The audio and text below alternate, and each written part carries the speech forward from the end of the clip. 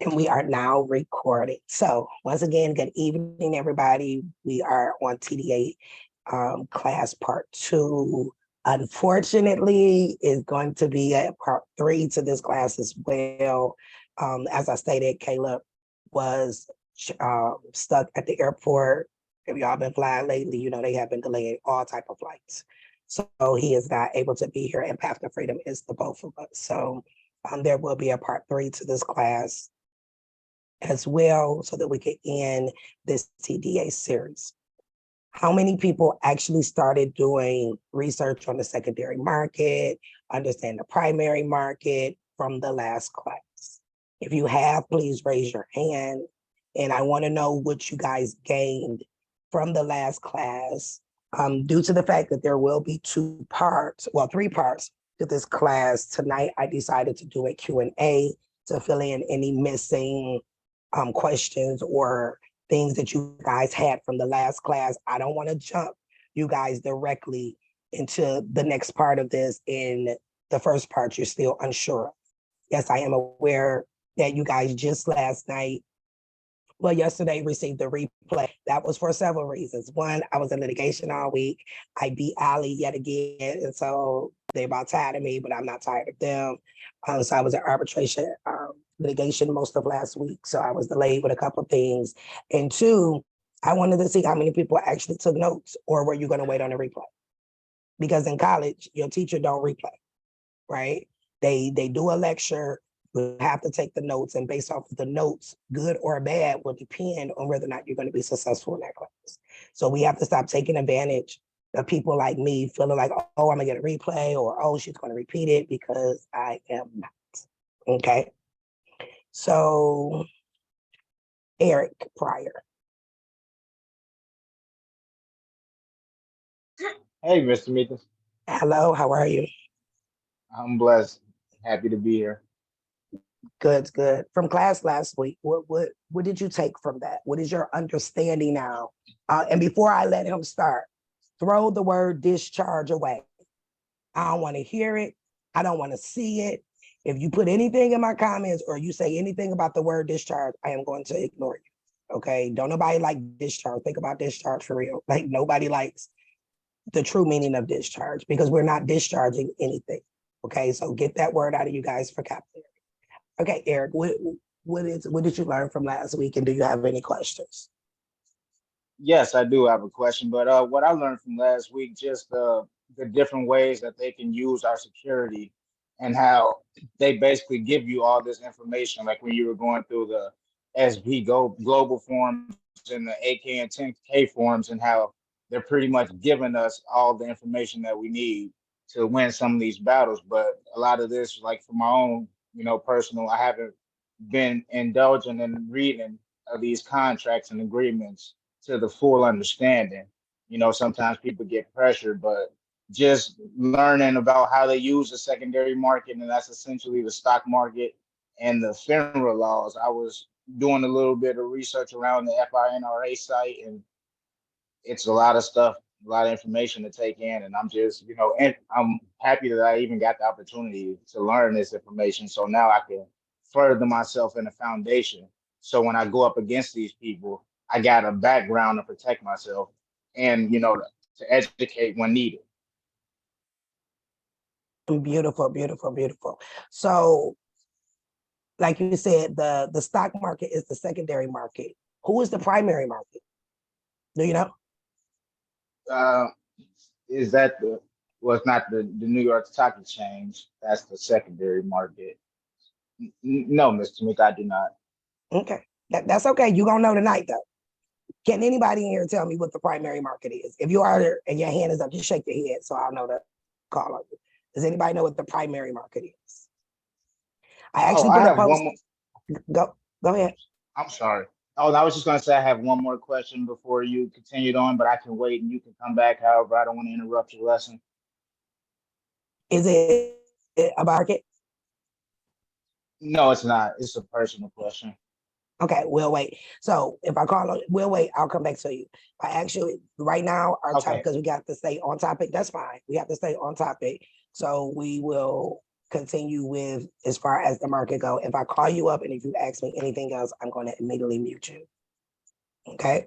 Because people get confused throughout the way if we keep flipping topics, right? So we talked about the secondary market, but in order for something to be secondary, there has to be a primary. Linda, you shook your head. What is the primary market? And I put this on my page today. Like I put a post today that should have made y'all say, what? See how many of y'all actually paid attention to the post. Ms. Linda. Can you hear me? Yes, ma'am. Hey, Ms. Tamika, thank you so much for all that you do. It's my pleasure. I believe it's the government market and they use the bills to fund the accounts. She's absolutely correct. Yay. Thank you. So the primary market, guys, is the government. So I put up a post today on Instagram.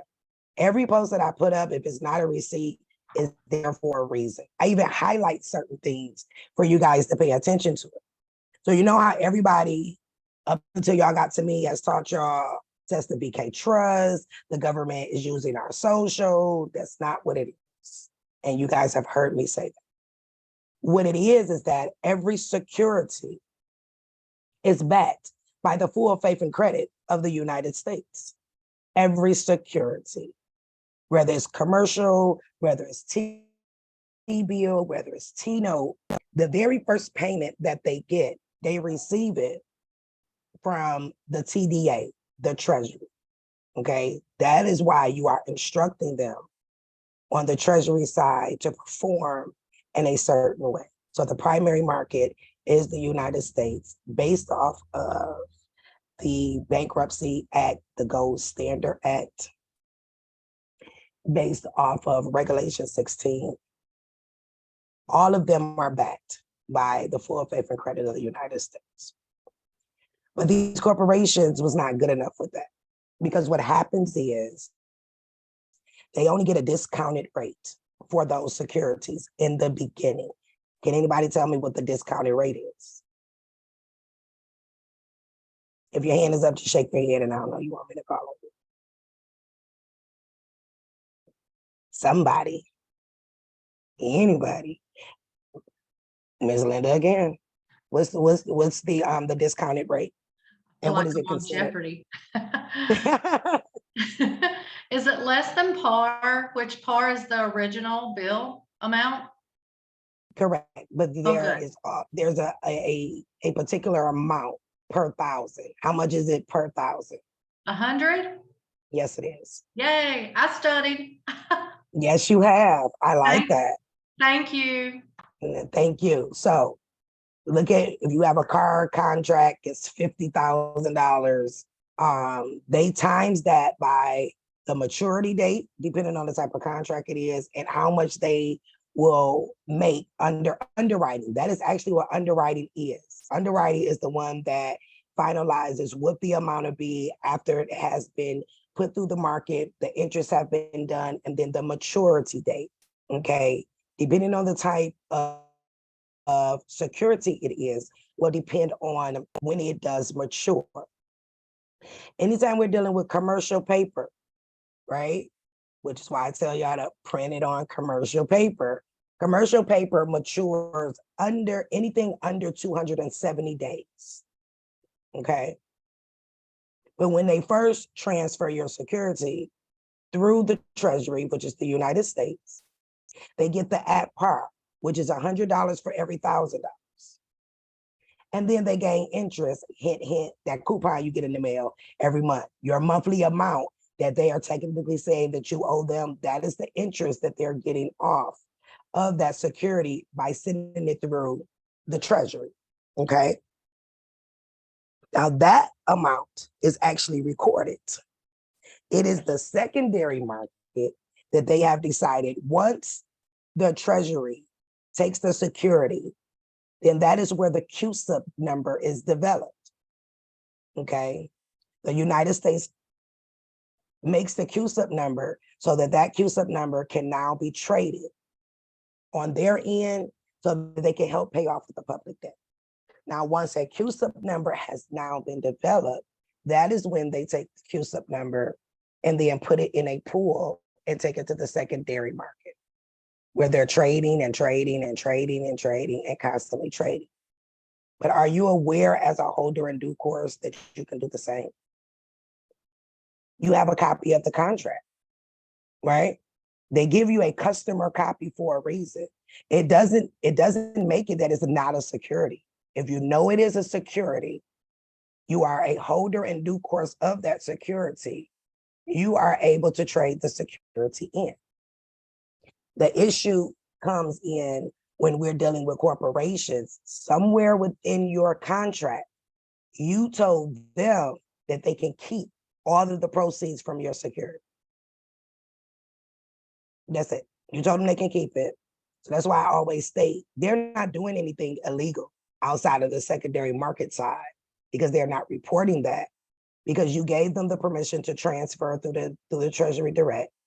And somewhere in your contract, you gave them the right to securitize it and keep the proceeds. Then you told them if it's a car, they can repo, if it's a house, they can foreclose. You gave them all of these permissions. But just like when you give someone permission to something, can you take your permission back? Right? There's no law that says I changed my mind. So if you have a car and if you was me and I was you, I would do a rescission, not of the contract. I am now doing a rescission of the security interest that I gave you. I am doing a rescission of you being able to keep my proceeds from the security. I didn't say you couldn't sell it, but up under the law, there's an 80-20 rule. You're supposed to get 80%, they are supposed to get 20%. They try to make us think the 80-20 rule was a husband and a wife and who's supposed to pay more money. You see how they played us? That's not what it is. The 80-20 rule by law is that you are supposed to make 80%. They are supposed to keep 20 because they are doing work for you as far as making sure that your security gets sold. Does that make sense? Okay. Andrew. Yep. You right in my face today. How are you? I'm wise. How about yourself? I'm amazing. I like that. I'm wise. I'm gonna have to use that one. Oh, peace. What's your question? Well, my question was the understanding that you basically saying that we can basically play the parts of them and basically pay $100 and begin to start trading our QSIC number. Yes. Like yes. As well as the second structure of the TDA is that we can direct our security to the Treasury and the Treasury reward us through doubling the amount. Like the two things that I kind of understood from last class was you were saying that, all right, it's a way that we could direct our security to the Treasury. That's one way for them to double our floating rate notes or whatnot. And then it's a way that we can basically take our QSIC number and pay $100 and trade it on the international trading auction. Okay, you got it almost right. So with the $100 is yes. So the QSIP number that these corporations make off of us when they're transfer our security, they are supposed to transfer that into your Treasury Direct account. So for you guys that seen it on my page, if you haven't seen it, I'll put it at the top where one of the students actually got his security transferred to his TDA. Okay. And you'll see a part that says savings bond. The savings bond is the principal amount without any interest. So if you got a car and it's $23,000 before the interest, that $23,000 goes into a savings bond until it matures. Okay. Now they did it as commercial paper. So remember, the maturity is under 270 days because they ran it as commercial paper, which we'll get to that. Okay, the different types of securities and how they label them, so you will know the maturity date of them. Okay, and they take them and they put them all in a pool. There is another sheet on my page. I will put it to the top. It is red and white, and it has the different securities with their name and the authorization signature at the bottom. That is the form that these corporations are using. They don't just take one security. They once a month or however their policy is, they round them all up, they put them inside of a pool. It develops the QSIP number. So you see how some of you guys have been calling Or the company has been calling you like, well, hey, what is the QSIP number? What do you want us to do with this? What is the QSIP number it belongs to? Well, it's on the stock exchange. All you have to do is put the name of the company and put what is their QSIP number. It's all public information, right? So you know it's going to belong to that particular pool. Now, the $100 that you are speaking of, okay, in the market under the Treasury, you can also join the market by buying through the auction. There's an auction that they held one every day, one every 7 days, one every 30 days, one every 6 months, depending on the type of security that it is. Nothing is stopping us from joining as a non-professional by transferring money into the TDA, seeing what day their auction is, and say, hey, I want you to take $300 of my money and I put it into the auction and you get paid for it. It's just as simple as that. We have that ability to be able to do that on that end. Now, when it comes to these corporations that we are signing all of these securities with, it is up to us to direct them to put it within our TDA account, to give us the profits off of our securities, and that is what the stamp is for. So you have 2 different ways to create generational wealth.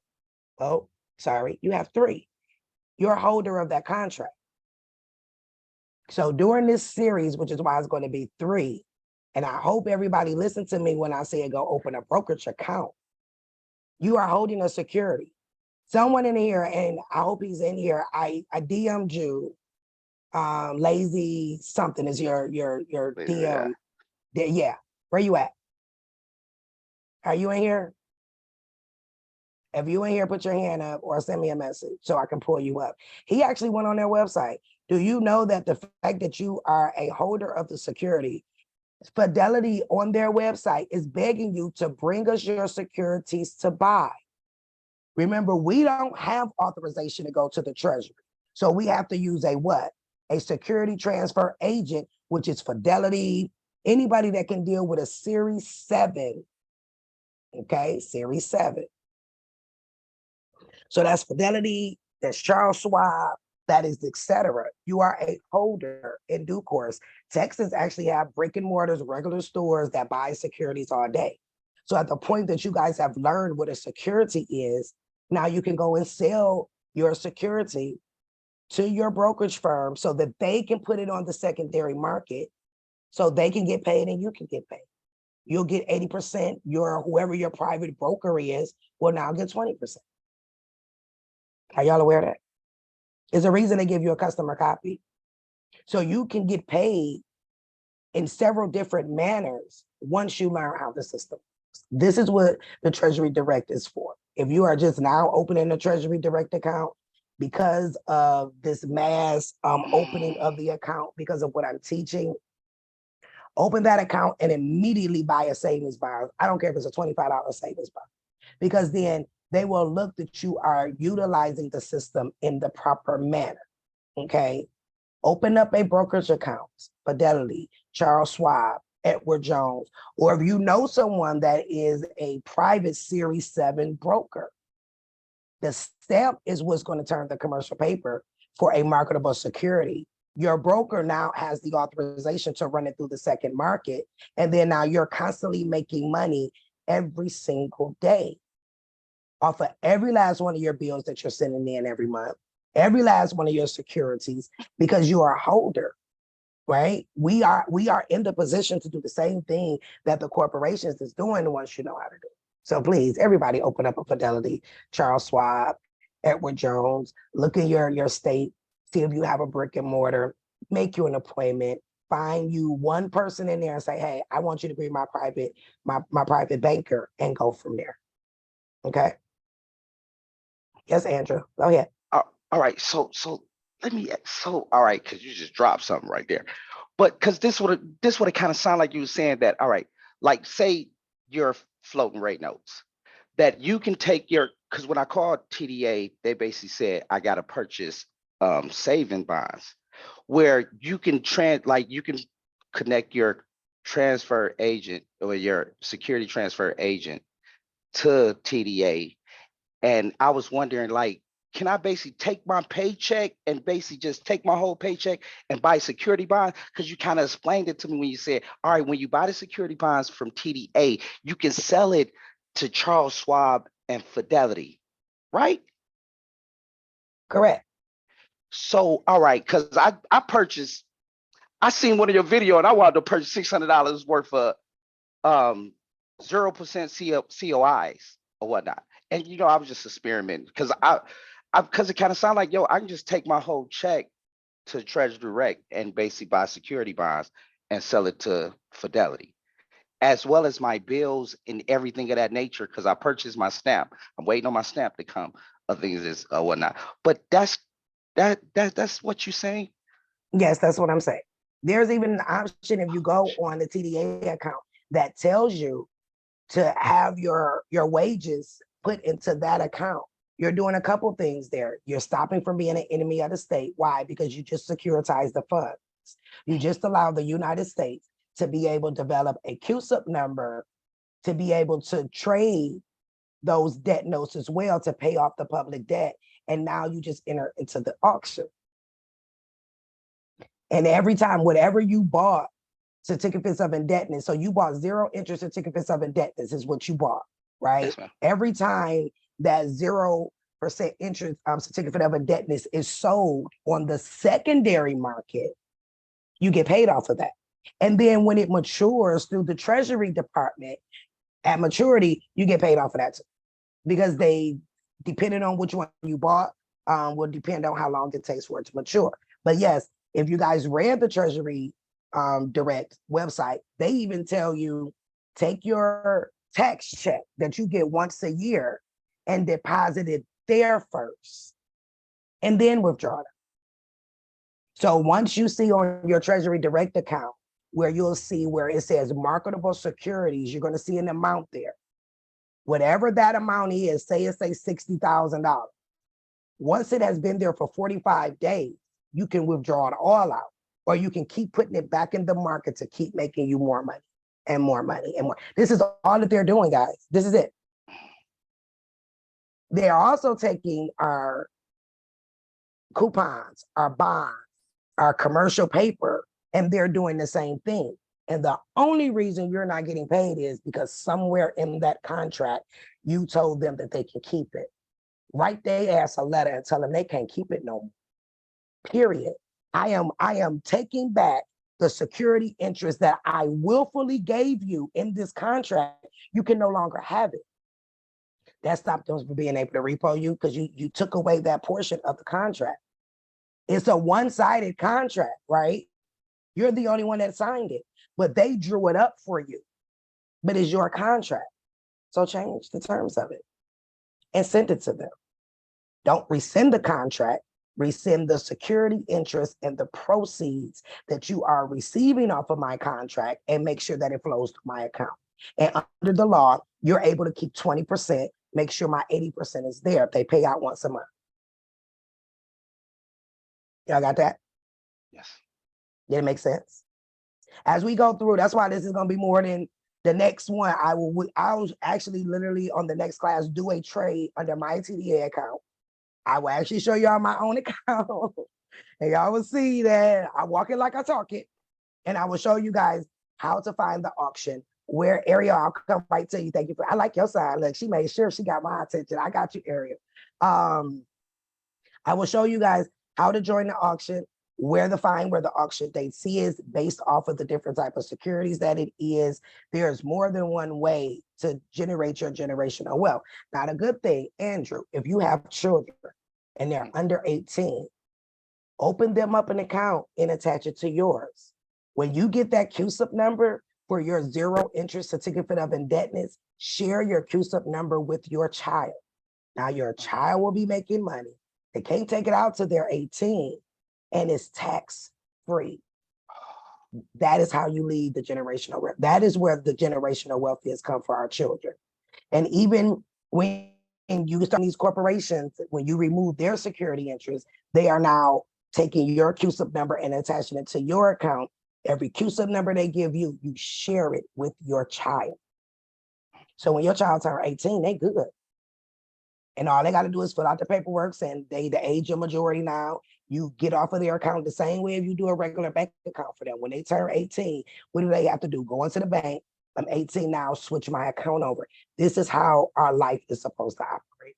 That's why I say throw the word discharge away. It's not about discharge. It's about we're about to join the market. There's nothing stopping us from being under the New York Stock Exchange every day at 9:05.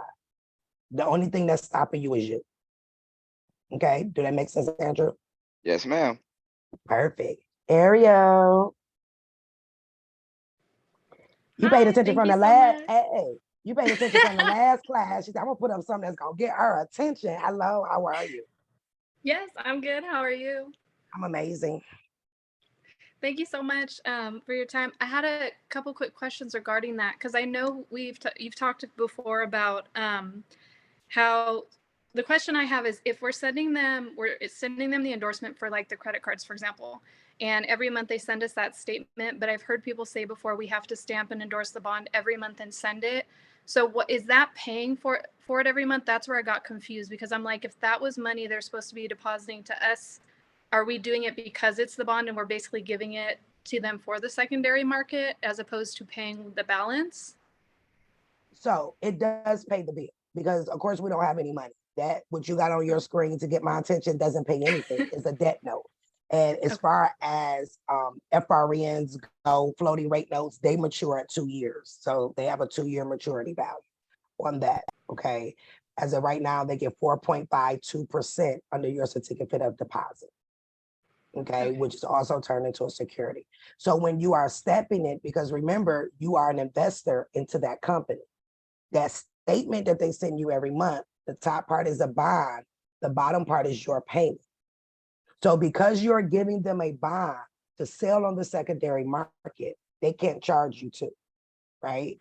So they've gotten paid from the United States Treasury, the at par rate, because it's a security and all securities are backed by the full faith and credit of the United States. So they got paid that way.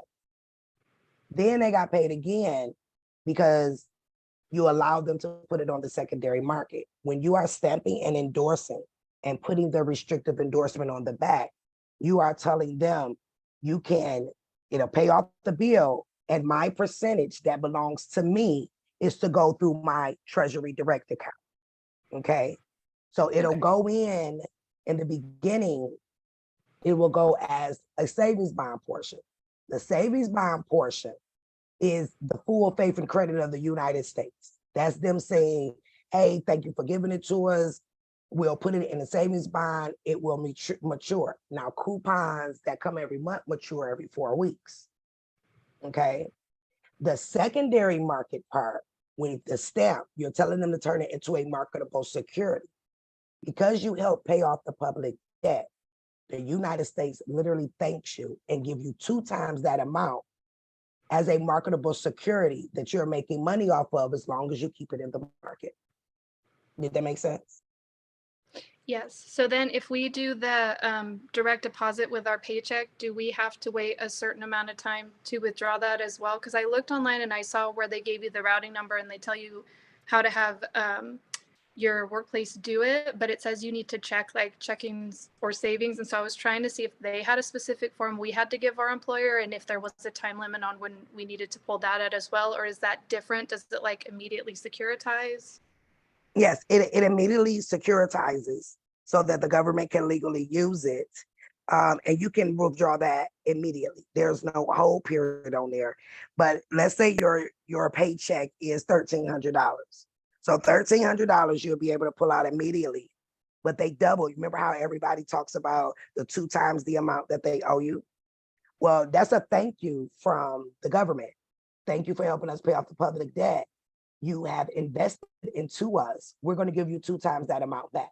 That is the amount that will be under your TDA account as a marketable security. That has to sit there for 45 days. If it was me, I will tell them to roll it over every auction to make me more money. And then after 45 days, you can pull that amount. So then, sorry, so just to make sure I understand, so when we deposit our paycheck, we get the amount of the paycheck back immediately, but because we put our paycheck into the TDA, it doubles, and we have to wait the 45 days for what doubled to mature, and then we can put that right back in the market and have them continue to basically make money off it. Correct. It stays in the market for that 45 days. They're going to keep trading it for 45 days. So it's going to get bigger, right? The amount is going to be more. And then in 45 days from the day that you put it in, whatever is in there, you can pull out, you can leave a certain amount and say, hey, put it back into the market. But what that also did was it gave you a QSUP number, right? That marketable security gave you a QSUP number. Now, if you have a Fidelity account, you can go in there with your private broker and say, hey, here's my QSUP number. Go put this on the secondary market for me and keep running it until I tell you to stop. Okay, So and now we you don't got- need, Go ahead. sorry, go ahead. So we Yeah, go don't ahead. need like a specific deposit form from them. I can just put my information from my TD account just on what my employer gives me, and then it'll still work the same way. There is a particular form on the Treasury Direct website for payroll. I will post it Okay. after the class. And you give that, you fill it out. It's like any normal deposit form, but it's for the Treasury. And they'll send it over and you will know that it's your payroll because when it hits your account, it'll have a P in front of it, which stands for payroll. So you'll know that that particular amount came from your payroll. If you do it for taxes, it'll be a T on it. So if you've been at this a minute, you've heard of the 1099 OID, the 1099 INT. Once you are in the Treasury Direct system and you are doing these transactions every quarter, because technically we're supposed to do our taxes every quarter, guys, and not once a year.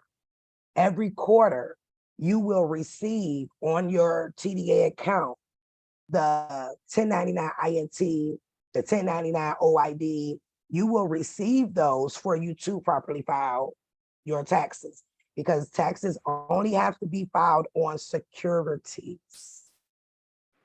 It's not on income, because we don't have any income. Income is considered securities, right? So at the point that you're now dealing in securities, you now have income.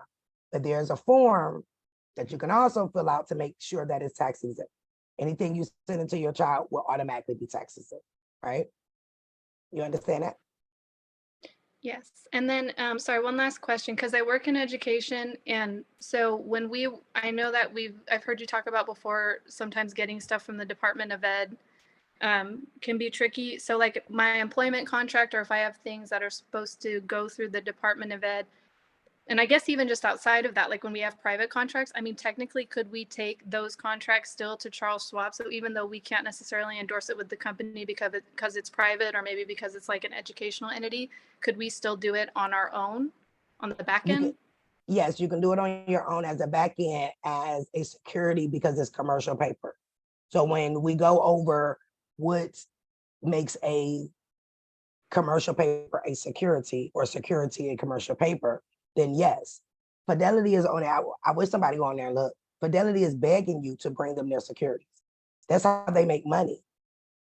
You set up with one broker, say, hey, I want you to be my broker. These are the type of securities that I will be bringing in. Your broker is going to love you because guess what? He gets a percentage off of him making sure that you get paid. And it'll go on your Fidelity account. Our Fidelity accounts run like any normal checking account. You get a debit card to it. You can attach it to your regular bank account. You can spend it. You can use it. You don't have no limits, unlike some of these other places, right? With the regular bank, oh, you only can take out 1,000 a day. No, it doesn't work that way. And when you go to start trading securities, which we will go in, talk about in part 3, I will show you guys how to create the proper security agreement between you and Fidelity, so that they know in advance, this is what you're supposed to do. This is how you're supposed to do it. This is what I'm expecting. And then every month when you get that light bill, gas bill, water bill, you can send it to the company, but then you can also take it to Fidelity. Charles Schwab. In the part 3, will we go over to, you mentioned the tax form. So like when we have to do those quarterly taxes, we'll get those one. Okay. Yeah. Thank you so much. You literally, every time I hear anything from you, I always end up twice as rich. So I am so grateful for you, because like learning that my paycheck could get doubled and I haven't been doing that. Like so mad at myself, but so excited. Thank you so Absolutely. much. I appreciate it. You are more than welcome, and it's my pleasure. Dennis.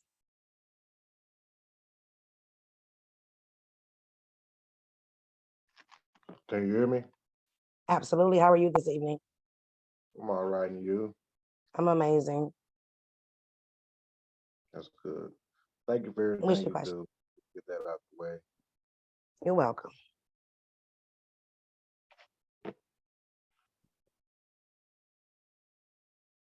What's your question? Where you go?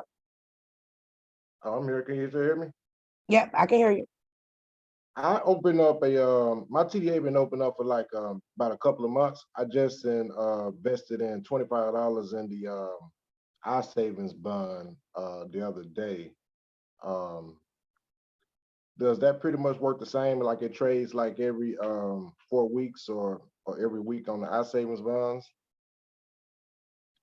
So with the savings bond, it has a maturity date.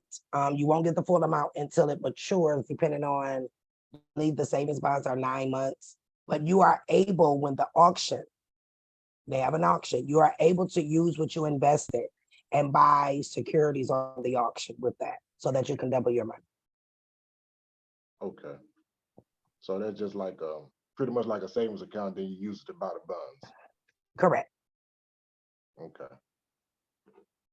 Because at the point that you got the savings bond, you have now assisted the United States with paying off the public debt. There is a QSIP number that is attached to the savings bond.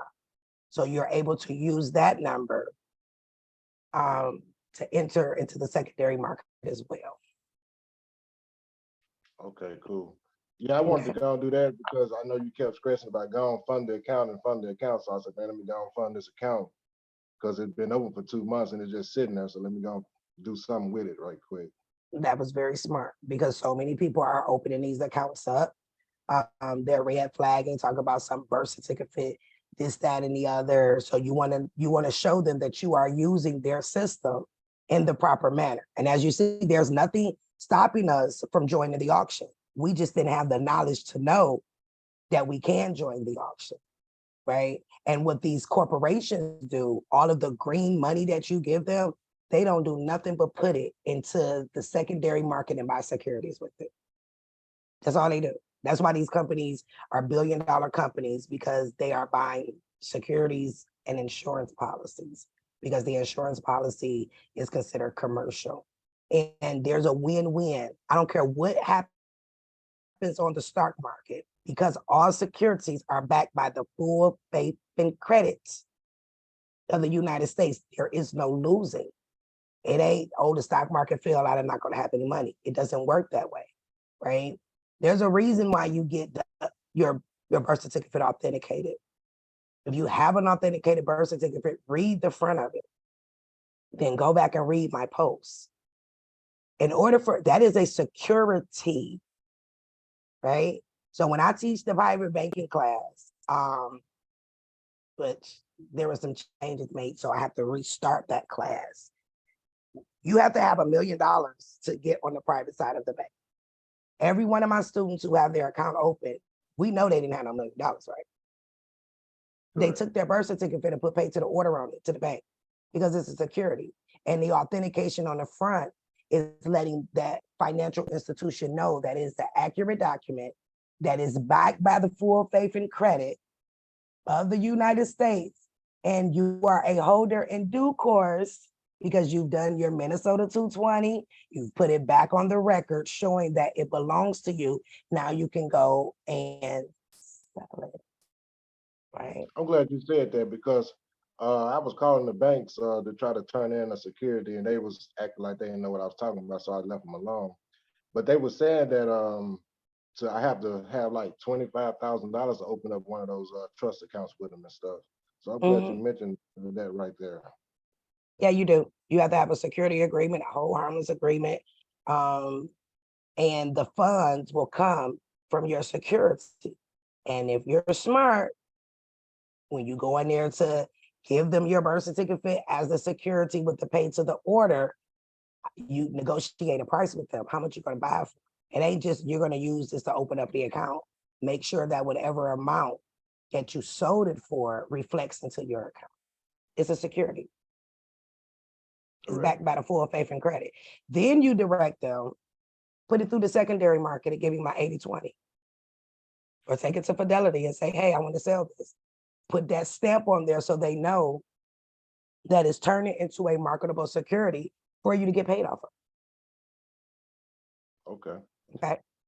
Yeah, I got a, I'm not with Fidelity, but I got a Edwards and Jones account. I was buying stock through them. Is the stock account, will it be the same as a brokerage account, or I have to go back and open up a brokerage account with them? It's the same thing. It's a stock because you're putting your security, they're taking your security and putting it on the stock exchange. What you're doing with them now is saying, hey, I got $500. I want you on your end to invest my money into the secondary market and bring me back more money, right? But Yeah, not I was only like do investing. you were Yeah, I was investing, like investing it. Yeah, in the stocks like Walmart or General Mills, Nike, and stuff like that. The energy market and stuff like that. correct. So that's one way to use it. And the other way is to sell them securities. You set up a deal. That's where the security agreement between you and Edward Jones will come into play. I'm going to bring you guys securities, and this is what you are supposed to do. You're going to put it on the secondary market. You're going to keep your 20%. You're going to deposit my 80%. And until I tell you to stop rolling it over, that money belongs to me, right? Anything that's in your portfolio, you can cash out at any time, right? You Correct. know, a security can be sold for 33 years. Jesus died at 33. That's why they said that. Because every security is sold for 33 years. When I tell y'all this is all spiritual too, ask and ye shall receive. Go in there and say, hey, look, I want you to sell my securities as a 7-series broker because you have access to the stock exchange. You are able to keep this amount. You are to put this amount. And until I tell you to stop selling it, keep making me money. Period. That's all these corporations did. They figured what I'm telling you guys now, they figured this out and they found their way to get into the market. That's just like with applications. That's why they cannot deny you anything once you fill out an application, because applications can be transferred to a third party. So every job application you've ever filled out, any application you've ever filled out can be transferred to a third party, which is the secondary market. They're making money off of it. So why didn't you give me this credit card? You getting paid off of it. What does my credit have to do with anything? I gave you a security, and that's how you guys have to start talking to them. This is why I'm so big on know the why and the foundation. And if I was y'all, I will go put in Google Series 7 training. I'm going through the training now myself. Because when you sit down with these brokers, you want to know how to speak their language. They don't know any other language with theirs, right? You go in there and tell them, hey, I have a commercial security. That's the International Bill of Exchange. I got commercial paper security. I have stamped it. The stamp tells them to turn it into a marketable security. I need you to go put it on the secondary market because that's what Fidelity and them do. They send it to the secondary market. And at 9:05 every day, you'll be smiling because when you check your account, you're going to have made more money, right? We have just been holding on to securities, not even realizing that they are security. Y'all been throwing y'all securities in the garbage can, or you put it on paperless billing, been throwing them away. Okay. That makes sense to you? Make a whole lot of sense. Beautiful, beautiful, beautiful. So that's why they be wanting you to sign your life away. Sign this and sign that and sign this. That's right. Start reading them contracts. And if I had a car contract right now, and the car contract, it would be in the part that talks about security interest. You can literally copy and paste that exact security interest part, right? You done heard people say, oh, the insurance was included. The maintenance is included. But in that part that talks about security, you told them, you said you have security interest and can keep the proceeds from insurance bonds, maintenance bonds. You told them they can keep it.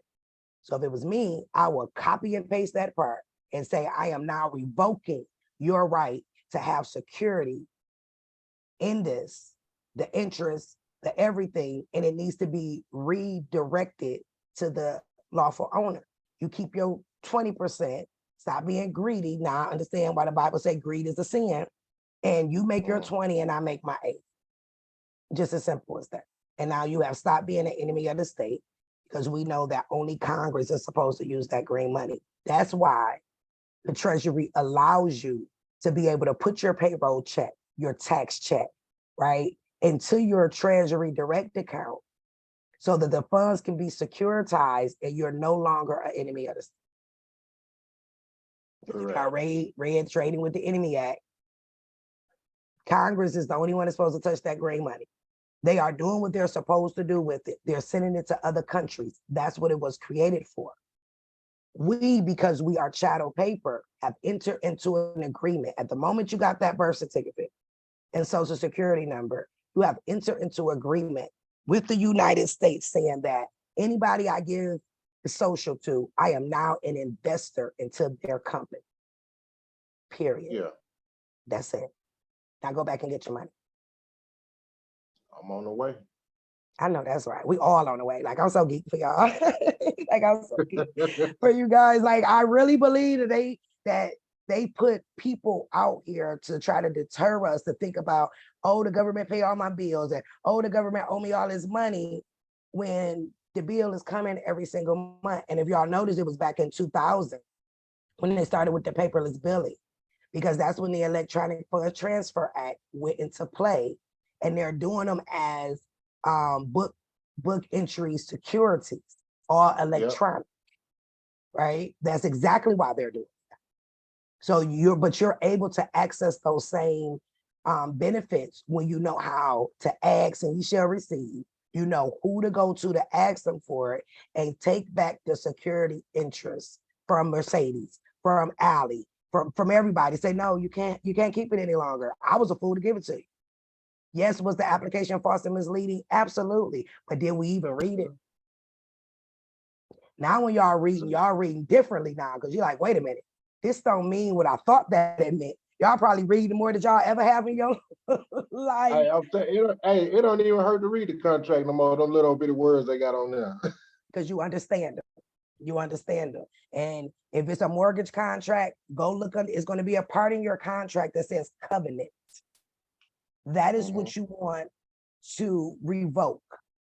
The part that says covenant. It says in the covenant part that the house was free and clear when you sign, and it said you're now giving it back to us. Well, why would I? And I told you can keep the security. Wow. Start using their own stuff against them. So that's the right term for how to rescind. It's not the contract, it's the security interest, it's the proceeds. And I need y'all to run that back to me. Okay. Correct. Yes, ma'am. Absolutely. Coco.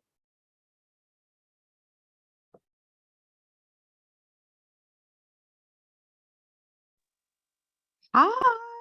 So Hi, excited. Charlie. How are you? I am amazing. Let me tell y'all something about Coco. Her and her entire family is killing it. I tell y'all every time. They have been with me for a minute. They family get together and have family meetings, and they all work these processes together. Oh, I guess it's a different Coco you're talking about. Oh, it must be another Coco. I'm sorry, but go ahead. But I do got But Coco here anyway, that's we're doing that. about But here to we go. kill it. I'm the Coco in Katy, Texas, close to you. Oh, you're out here with me. Hello, Coco. Yeah. But I think you're talking about the Hawaii Coco, right? Yes, I am talking about that as P. Yeah. But it's all good. We're in this together. Thank you so much for all you do. And thank you. I can't even say this is like, wow. That's all I can say. Wow. So last class, what I learned from last class was just incredible. Like knowing how all of these merge with a stock exchange, that like was a mind blowing for me because I'm a trader. So now I'm like, wow, you know, like I'm reading more into it, getting to know a lot of more stuff just from that information. So that's just quite a blessing, and then we're talking about I know we're talking about securities, but you asked something about the primary securities, which I'm studying right now, the marketable government securities. I don't know if we're there yet. I don't want to move too fast because I know you mentioned, I think probably last week or one of your videos about the T-bills and the T-notes. Hello? Correct. I'm here. Okay. Correct. I did. Yeah. I just making sure, is that something we're still gonna cover in this class, or am I going a little bit too forward to hold on or something?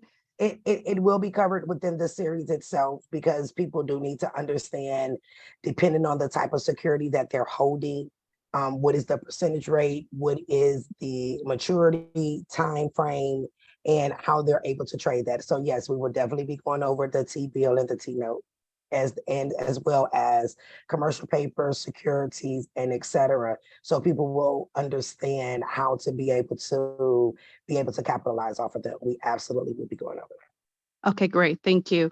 And then one more question, if you don't mind. Can I go ahead? Go ahead. Yeah. Oh, okay.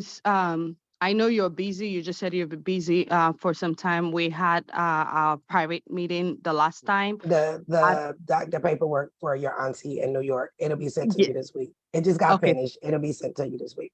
Okay, I appreciate that. And then I just wanted to train right there. Navy, I don't see their account on Navy credit. So I don't know if you started anything or it's just on their end, they did something. I just wanted to throw that out there as well. So I actually sent Navy credit, Navy Federal a stamp endorsing send. So they took it off your credit report?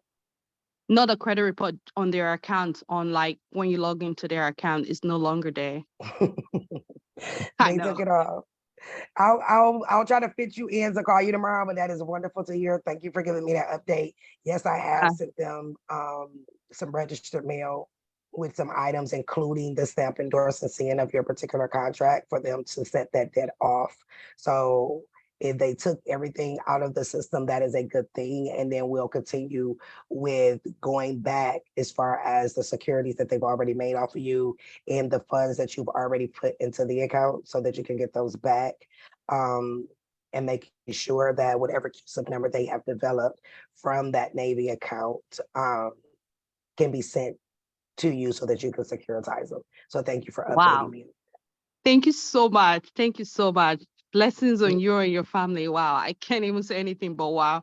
Thank you. This is such a blessing to be part of your family, because this is family to us right now. And what we're learning right now is more than $1 million. This is what is called generational wealth. So thank you for all you do and your time. Blessings on you. Bye-bye. Thank you, Coco. I appreciate you. So yeah, she's one of my arbitration clients, and we were dealing with Navy Federal, and I sent them something, and as y'all heard it for yourself, they removed all of the stuff out of the system. Yeah, I will FYI you guys, if you got anybody that's in the Navy or military, please go open up a Navy Federal account.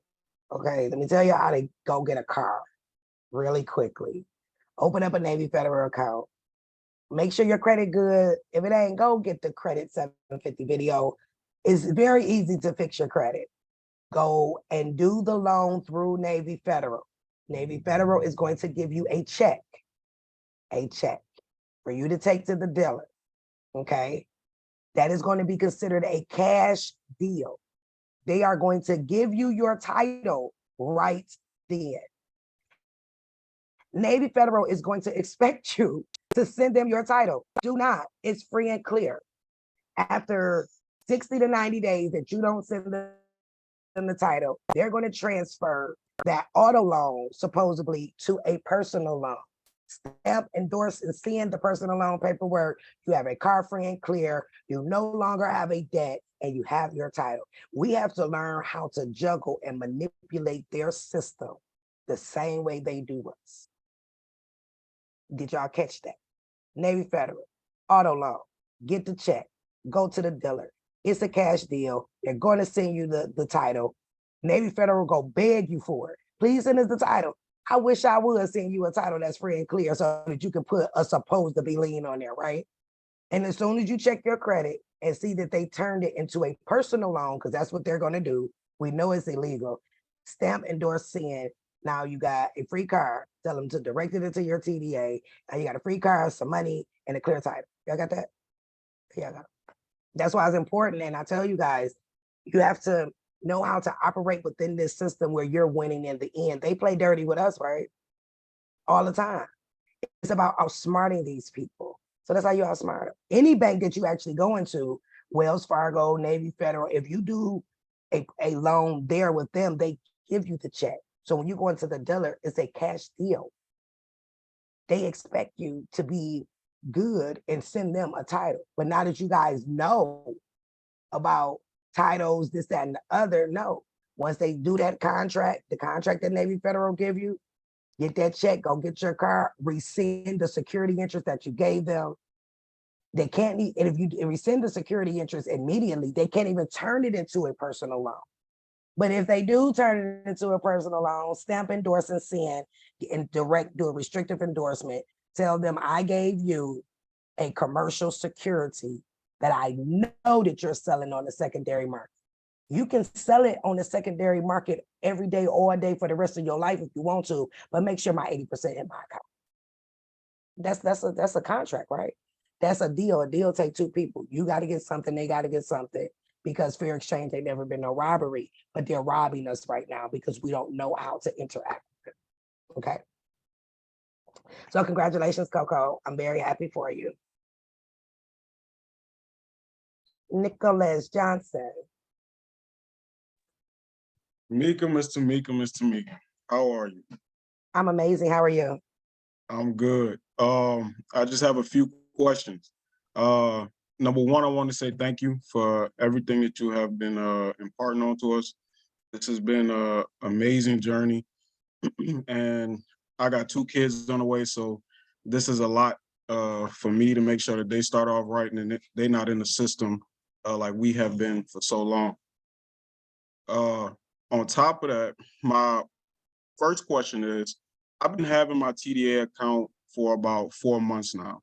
And I heard you say the last class that you want us to at least just put $100 in there just to make sure that we're not getting flagged like the rest of these people. My question is, how do I put the money into my TDA account? Because, go ahead. Did you connect your bank account? Yes, my Chase account, yep. Just do a transfer. There's an option on there, and I'll do that in the third part of this class. We're gonna actually walk through how to join the auction, how to fund the account. I'll do it live, go through each one of the steps for you guys. But you just do a transfer in. Okay, now am I transferring from my banking side or do I transfer from the TDA side? No, you transfer, you go on the TDA website and there's a transfer. And then you'll put the amount that's on there that you want to transfer to. You can do it from your banking side too. Just use, you know how you do a regular transfer from one account to the next? You'll just put the routing and account number in and say that you want to transfer however much you want to put in there, the $100 or et cetera, and then it'll show up on your actual account. You say you're about to have 2 babies, right? Congratulations, congratulations. Make sure that if you are having a hospital birth, you print out that SS5FS is what you want to use. Do not let them talk you in the regular SS5 form. And you let them know that you will be applying for your child's social security number, and do not let the hospital do it, because that is when they do all of the messery. Okay. But when you do it, fill out the SS5 form. Make sure you have 2 witnesses. And put an ad, a birth announcement ad in the newspaper. You have now just removed the United States from possibly saying that they own your child. Okay. Okay. Now, as far as the transfer from my bank account, I tried before to transfer. It was like $150 from Chase to the TDA, and they sent it back saying that they didn't go through on the TDA side. So it's because you're only allowed to do $100 at a time. We, on our side, can only do $100 at a time. Okay. And that's why they didn't accept it. Okay. All right. What was my other question? Oh, in the beginning of the video just now, you said that you want us to stop using the word discharge. You want to get that out of our vocabulary. So what should we be replacing instead of the word discharge, especially when we're writing our cover letters to these trusts and trustees for these different companies that we have contracts with? Because I want them to route my money to my TDA account so that way it'll double and I'll have twice the amount. Okay, so you're doing that in two different ways. One, the stamp itself, right? If you break down the meaning of that stamp, you just told them, hey, this is a security, but I need you to make it a marketable security. Okay, that's why that stamp says a marketable security to be exchanged for marketable securities, right? Right. Then the restrictive endorsement on the back is just your signature. Guys, it does not have to be your beneficiary signature. Okay, it can be your regular old signature, the same way back in the day when we used to get checks. For those of us that's old enough who used to get checks, you assign it that way. And up under your name, you will put deposit only to, put your routing and account number for your TDA. Okay. Okay. That's it. That just told them to transfer it over. And when they transfer it over, because remember the principal amount is backed by the United States credit, that will go into a savings buy until maturity. And then you got the thank you part, the 2 times the amount. It will show on your TDA as a marketable security. That lets you know that it is now in rotation. A CUSIP number has been developed, okay, that is now being, and then you can take that CUSIP number and enter into the secondary market, because you're going to be on the market on the United States Treasury side, but now you want to enter into the secondary market. And that is when you use the trustee, the indenture trustee, okay, or you use your brokerage account using that CUSIP number so that they can add it into the secondary. Okay. Then Thank when you have your baby, you're welcome. When you have your babies, open your babies an account up. And every time you get a CUSIP number, okay, you share your CUSIP number with your newborn. You do that when they're brand newborn. By the time they turn 18 years old, your children will be millionaires. That is the generational wealth that the Bible says you're supposed to leave for your children. Okay? Yes, ma'am. Beautiful. Is that it? Yeah, that'll be it. Wonderful. Thank you. Jamie, I love that picture behind you. Hello, Jamie. Okay, listen, I'm ready. So I'm so excited. Lastly, what I appreciate about the class was you dropped information about servicers, because I was getting ready to go after the wrong company. So currently my mortgage with US Bank, but after your information, I researched the original loan was through National City Bank, which then turned over to PNC. But you kept saying, don't contract with them. So how do I uncontract with US Bank?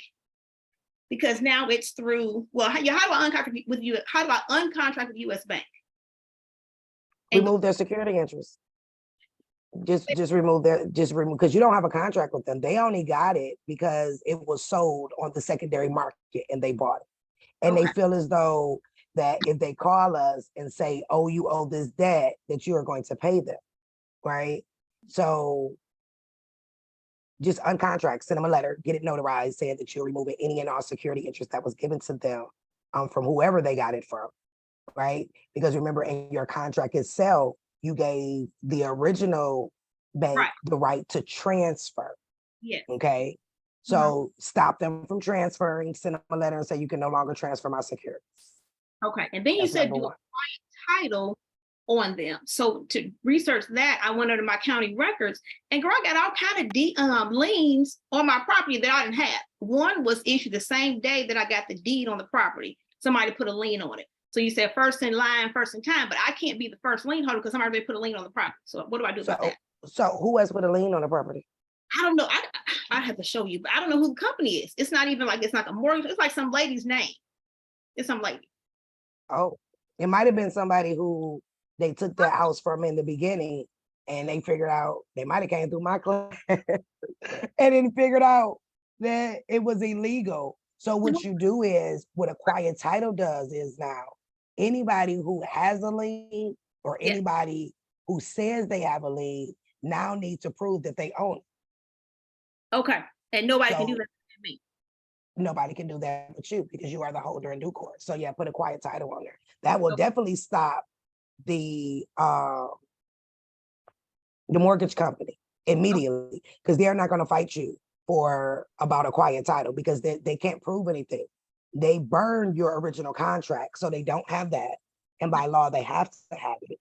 And so even with sheriff sales, if the sheriff got it, if it's in foreclosure, or it can be the day that the sheriff is trying to sell your property. If you go throw a quiet title on there, the sheriff won't even be able to touch it until the county now proves that they have the right. If a HOA do it, because HOAs swear up and down that they can foreclose on you, put that quiet title on there for the max amount of years that it can be, and now make them prove that you owe them.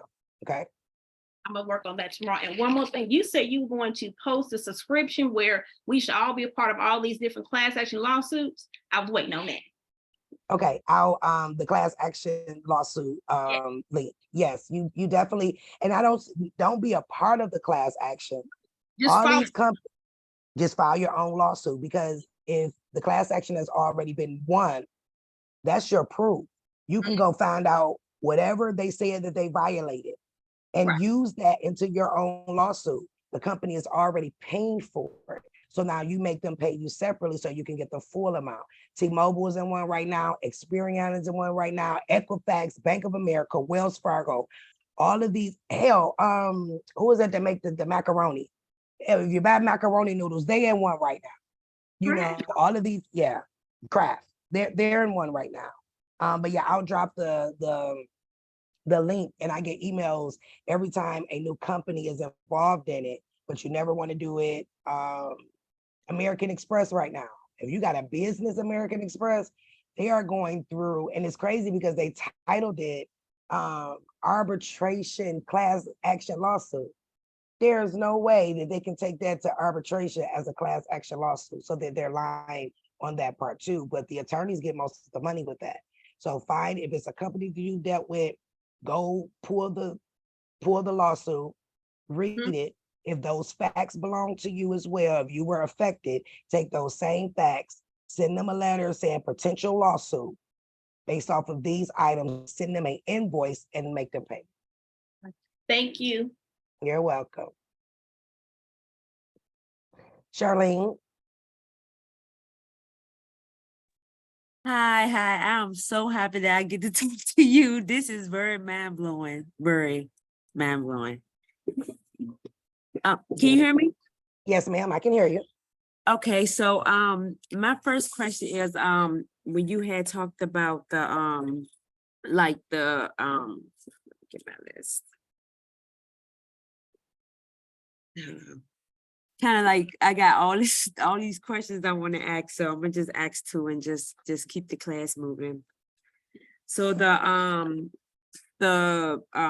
well, you answer half of it, like the T notes and stuff like that. You saying we're going over today that I in the class that I had studied over, like the treasury bonds and stuff like that. Okay, And how you got we a question about the T note? Yes. What is a T note? What is a T note? That's the treasury bills and the treasury notes, right? In a like the short term and long term stock holding. Correct. Now, what makes a bond considered a T note or a T bill? Do you know?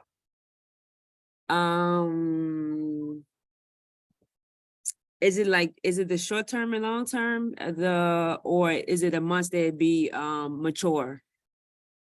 Well, it depends on the type of security that it is, right? Okay. So that's your homework for our next class. Know the Okay. difference between a T note, a T bill, Is commercial it earned security. the entrance? So what it Okay. is depending on the type of bond that it is, depending on the company that you're dealing with, will depend on how it's classified within the Treasury system. Which of Okay. course, if you are going to enter into the auction, because they have an auction for T-bill, that's a separate auction than T-note, that's a separate auction than commercial securities. So we'll go within this series so that you can know, I'm holding a car contract, what kind what is this classified under the TDA? So a car Okay. contract is actually considered two.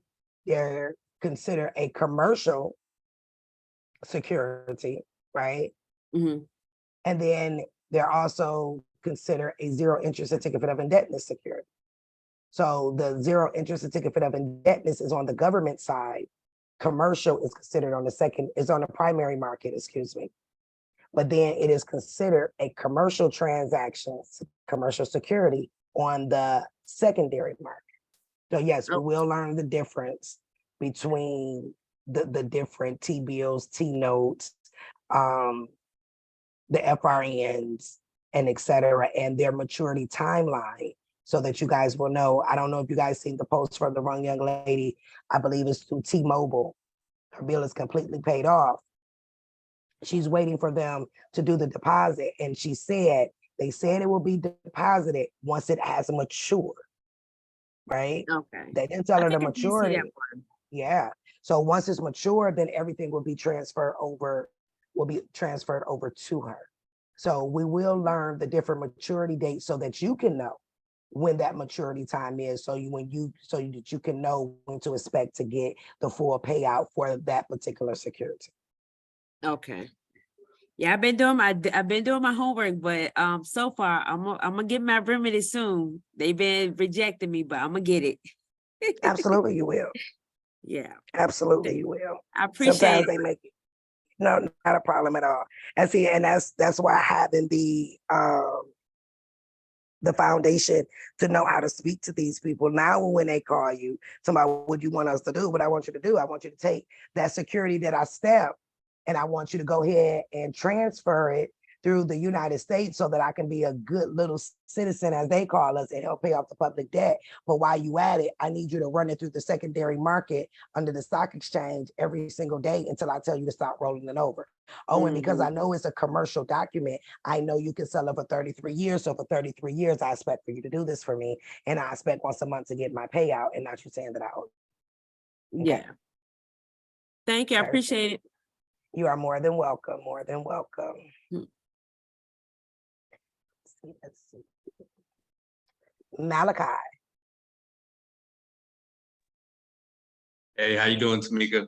I'm amazing. How are you? I'm doing wonderful. So I had two questions for you. My first question is regarding, I basically bought all your classes, every single PDF, I got everything. And I'm a little bit confused on the beneficiary signature. So when I sent off my note to Exeter Finance, I put my beneficiary signature on the back, and the lady called me and she was like, hey, I don't know what to do with this. I got nothing for you, and basically sat on it for about 4 months. Now, the first TDA class, I just found out about these penalties that they have for every day that they pretty much don't do anything with it. Well, as soon as I brought up the fact that I sent her registered mail and that her name was on the, everything on it, and that she was going to be involved in whatever action I take next, then she quickly got on it and was like, all right, well, I'm going to try to send this up. But then she called me back and was like, I'm going to send it back because I don't know what to do. And now I'm in your I'm dealing with you with the arbitration because they didn't do anything with it. So I guess, am I supposed to make a stamp that says deposit only to, or is that the reason why she didn't know what to do, or she just didn't know how to do her job? It depends on who you sent it to. Two, absolutely do the stamp, because the stamp is directing them to turn it into a marketable security. But now they held your security for 4 months. Do you know you can use the tools from the last class and send them an invoice and add her to it? 4 weeks, my bad. 4 weeks. She held it for 4 weeks until she actually did something with it. Absolutely. She can still be held liable for that because she held on to your security. And when she sent your security back, did she send it back to you registered mail or regular mail? No, she sent it certified mail and I got it.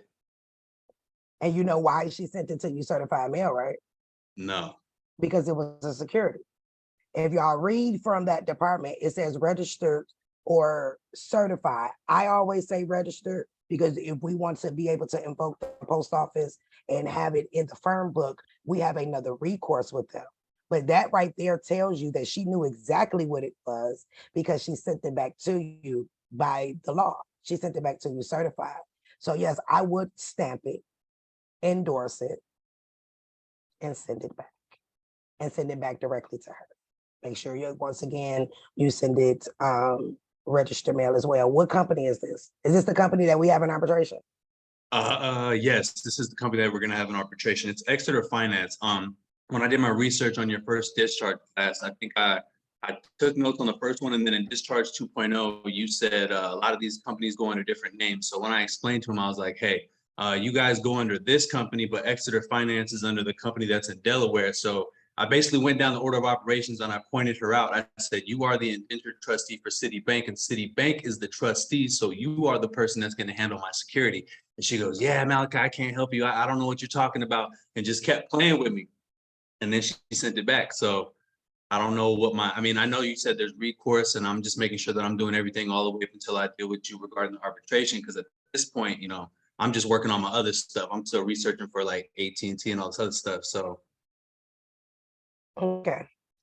Yeah, it just, we can stamp it, endorse it, and send it. We can also now add in a fee schedule for the 4 weeks that they did not properly deposit your security as they were supposed to do as well. So now let me tell y'all the difference of when to use the beneficiary signature and when not to use it. If you are doing anything with a 1099-C, because remember, we are beneficiaries up under as investors for the United States. And if the security is backed by the full faith and credit of the United States, that's when it comes to the 1099-As, the 1099-Cs. That is when you will use your beneficiary signature, okay? When you're doing it online, in the first name box, put your first/middle, skip the middle name box, last name, put your last name, space, beneficiary in all capital letters. When you are dealing with your monthly securities and you're dealing directly with the corporation itself, you will use your regular signature because your beneficiary signature is not on your TDA account. Your regular signature is. So that is the signature that you will use. If you're using the TDA because it's a trust account, then you will put whoever the representative for your trust account is, which is you, right? So the only time you're using beneficiary signature, 1099-A, 1099-C, your monthly coupons, your contracts, et cetera, that you're sending directly to the security transfer agent, AKA trustee, you will use your original signature for that, okay? I hope that cleared that up. And one more question, Ms. Tamika. I'm so thankful that you put the NailNet stuff on there for the student loans. When I printed off my contract off of the website, you know, they didn't just give me one big contract. They gave me a bunch of little contracts that I had basically like when I was in college for 1 year. It's like a sum of like 3,000 here, 4,000 here, 5,000 here, and it's all in separate contracts. Do I store it or do I stamp and endorse all of them and put them in one big package, or do I do it separately? No, you can stamp just one because with student loans, it's called a master promissory note. So that includes all the little ones that's connected to it. So even though you're looking at all the little amounts, it's attached to what is considered a master promissory note. So it will, you can do it all in one. Look up master promissory note. Student loans are the only one that does that. And if you guys notice, any of my students who are filing the 1099-C for their student loans, they're being wiped off. Why? Can anybody tell me why? Or do you know why? Well, because it's already paid for. It's already been written off. It's just that we have to follow through on our end to make sure that we're doing the right steps to get it, you know, on our end, off of our credit Correct. report and paid in full. And not just that is already written. Anthony, you got the answer? Anthony. You got to unmute. Okay. Okay. The host is What's now. the answer? Is it because the government already discharged it when they put the bill in or whatever? Correct. And why did the government already discharge? They did it because they can. That I don't know actually. I'm sorry. That is the correct answer. So that goes back to what we talked about earlier, that all securities are backed by the full faith and credit of the United States, right? So what is the Department of Education up under? The United States. So that's why when you file that 1099-C, they give you no issues because they already know that it's been discharged originally. Now, we ain't even talking about the secondary market. because it is a bill that came from the United States, it was automatically discharged. So anybody that got student loans, just file the 1099-C for it. If it's over 3 years, do the 1099-C. If it's under 3 years, do the 1099-A. They're not going to give you any issues because now that company is like, well, damn, they know that the government has already discharged this debt. Okay. 90, if not all of them, the latest ones, receipts that I put up, they have all filed the 1099-C. Is because that is a government debt. And we know the government backs all of the debt with the full faith and credit. And due to the fact that your birth certificate was used as an investor into the United States, it came from the U.S. Department of Education. Y'all got it? That's why you use the 1099-C for the suit. And Ms. Tamika, I just want to say thank you for all the work that you've been putting in. This journey has been amazing. You're the only person on the internet that's given the juice the way you are. And you're such a sweet lady, even though you got to turn up on people because they don't be paying attention. I just want to thank you and Caleb for this journey. And you guys are some beautiful people. So thank you. You guys are more than welcome. I know I'm a little different. And it's only because I care, you guys. Like, I want you guys to have this. If I didn't care, I wouldn't care if you read, if you knew it, if you don't know it. Oh, you came to my class and I'm done with you. You know, I'm not going to do you guys that. So when y'all see me, you know, pull out my 313 and act a little different, you know, it's because it's really because I care. And I know that the little details matter. And if you missing those little details, then you won't get the remedy that you deserve. And as you guys been learning over these last 2 classes, it's bigger than debt. We know it ain't discharge. Do anybody like discharge? Like, think about discharge. Like, nobody wants any discharge, right, ladies? You know what I'm saying? So like, discharge. No, we're not going to use that word, you know. And I want to see everybody win. So when y'all see me get a little out of pocket, it's only truly because I care, and I'm very passionate about the fact that we have been bamboozled, you know, and I have an assignment and I'm going to complete this assignment and I'm going to free as many people that are willing to be free. But I also know that everybody with eyes won't see and everybody with ears won't hear, because it's not for everybody, you know, but it's enough for the collective for us to be able to create change. And more importantly, I have the next generation. And if we get it, that means that the generation up under us have it, which means they're going to pass it down to the next generation, because these are things that they should have learned at school. And they deliberately indoctrinated us in a certain way where we're not doing nothing but signing our signatures and we keep it to moving, not realizing that we are giving away all of our generational wealth. We're giving away our streets paved with gold now, you know, because of a simple contract that we didn't have a full understanding. So it can get a little frustrating sometimes, you guys, but I'm gonna stick with y'all as long as y'all stick with me. Yeah, so that we can win. I want to see everybody win. So you're more than welcome. Ronald, you have to unmute. Sorry about that. I just want to tell you, I have been studying. So I actually work for a securities company. So I'm kind of in between security and holdings company. So everything you said about the 270 days, I literally just read it in the Series 7 book. I went and asked them for the security in the industry essentials book, which, like you said, what you're doing is the Series 7. So that'll give me an opportunity to actually get a Series 7, but I don't know if I want to do that because of the position that I'm in. So I had to kind of tread lightly on that, because the position that I'm in, I kind of know a lot of information. Because I have been switched over to the holding side, I don't know if I can have a Series 7 working for a securities company, even though we're all under one umbrella, if that makes any sense. You might be able to. Well, I talked to the compliance department and they said it's kind of a slippery slope for me. Like I said, I mean, I don't want to really say what I do, because I'm privy to a lot of information at work. So I see like I actually can get to Bloomberg and all of that type of stuff. So that's why I know everything you're saying is definitely on point. Thank you. So the compliance said that it's kind of a slippery slope for me. because of the position that I'm in. But because of what I do, and I am privy to a lot of information, they did say it is good for me to have the knowledge as far as actually getting the Series 7 and them paying for it. I don't think they're going to do it.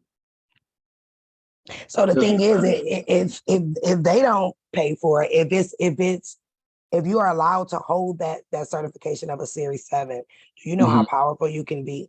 Oh, no, yeah. Yeah, because at the point that you have that Series 7, guess what? I can bring you a security and you can go put it on the market for me. But see, that's where it's slippery. That's where the slippery slope is for me.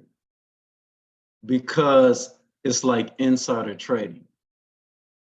Is it? Because like I said, I can actually go, I'll just tell you this. I'm in the technology side. So that just lets you know how deep I'm in at work. That's why I said it's a very slippery slope. And Let's that's talk. why Let's talk.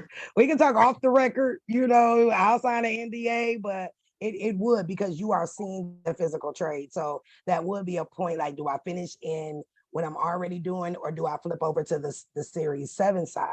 You know, because when you get that Series 7 certification, you are considered a broker.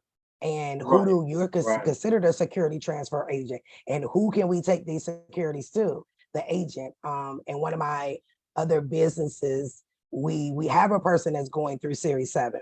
You know what I'm saying? They're going through the Series 7 so that they can be a help for the collective for everyone, right? But yeah, that would be considered inside trading on your end, only because of the department that you're working in now. But is it wonderful? Anybody can take the 7 series course, guys. It is online. Anybody can take it. Don't mean you have to have like a bachelor's degree in CPA and stuff to be certified in it, but having the knowledge. So when you go to sit down with your broker, you know, like he said, I know everything she's saying is right because I'm in it. You're able to talk to them. You know what I'm saying? I know what a security is. Here you go. I know what your role is, and you're able to use all of their terminology. This is how I've been able to win. When I went and sat and talked with the bank, they didn't know who I was. The guy asked me, was I from the security exchange? Because I was telling him things and using words that only bankers know. And I ain't never worked banking before in my life outside of my own private banking, right? But they gave me a level of respect that was amazing because I knew what I was talking about. So I did do one of your tricks. I went to Wells Fargo and I actually talked to one of the bankers. And I talk to them in their language because I've been studying this for 3 years. So a lot of it is I already know. So I asked them, I said, hey, I have a bearer bond. If I deposit it in my account, can you send it to the TDA and register and to do a register or to make it a registered security? He was like, I'm pretty sure we can, but let me email you and I'll find out. He's like, man, here go my card. And I was like, while I was sitting there, I saw his eyes light up on what I said to him because I know he's going to make money off of that. He literally emailed me back within 15 minutes and said, hey, give me a call. Do you have a bond? Because he was asking me, he said, hey, do you have a bond right now? We can do it right now. I was like, no, I don't have it right now. I was like, you know, I just came over from work, so I just want to ask you. And he was like, man, look, I'm gonna email you back. It was a brother too. He was like, man, I'm gonna email you back in like 15 minutes. I'm gonna email you back quick. He emailed me back in 15 minutes. And he was like, man, please call me. I just found out we can do it. Let me know. And I was like, wow. So what you said is true. That foundation. I'm telling you, you knew what to say. You didn't go in there and talk about no promissory note. You would, hey, I got bonds because he's gonna make 20%. That's like if you have a job that you get paid commission off of. He's going to get paid 20%. The bank is going to make money. You guys already see on the secondary market how much they are making. And we need the bank. They are the agent. They are our middleman to get us to the Treasury. And that's the best example that anybody can give. They're telling you when you know how to sit down with these people and use the proper terminology, they are ready to play ball with you. This is why when people ask me, am I scared about what I'm doing? And I say, no, I'm not taking from Wells Fargo. I'm trying to help them make some money, but can we make some too? Right. Right. And Yeah, that's it's all what the about goal talking is. to them. Yeah. Like you said, it's all about because, and because I've been working there for a while, I have a relationship with the CEO, from the CEO all the way down. I haven't went to talk to him yet. He's invited me to his house to do some personal work for him as far as IT. So I'm gonna take him up on that, just so I can kind of finagle what I know to him to get him to tell me some things. But I did go to our legal department and talk to someone about the AK and 10K form. She told me, don't worry about the 10K, the AK is the most important. And she told me to get with the CFO. But what I wanted to ask you is, where in, and I've already looked through a bunch of AK forms.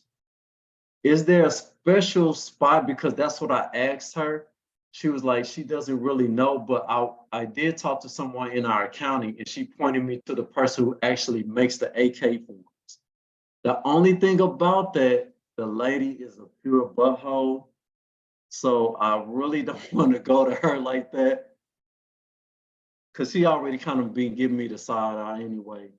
Whenever the business that we have to do together, she kind of looks at me weird because I am the only brother that does what I do there, and I've been there so long.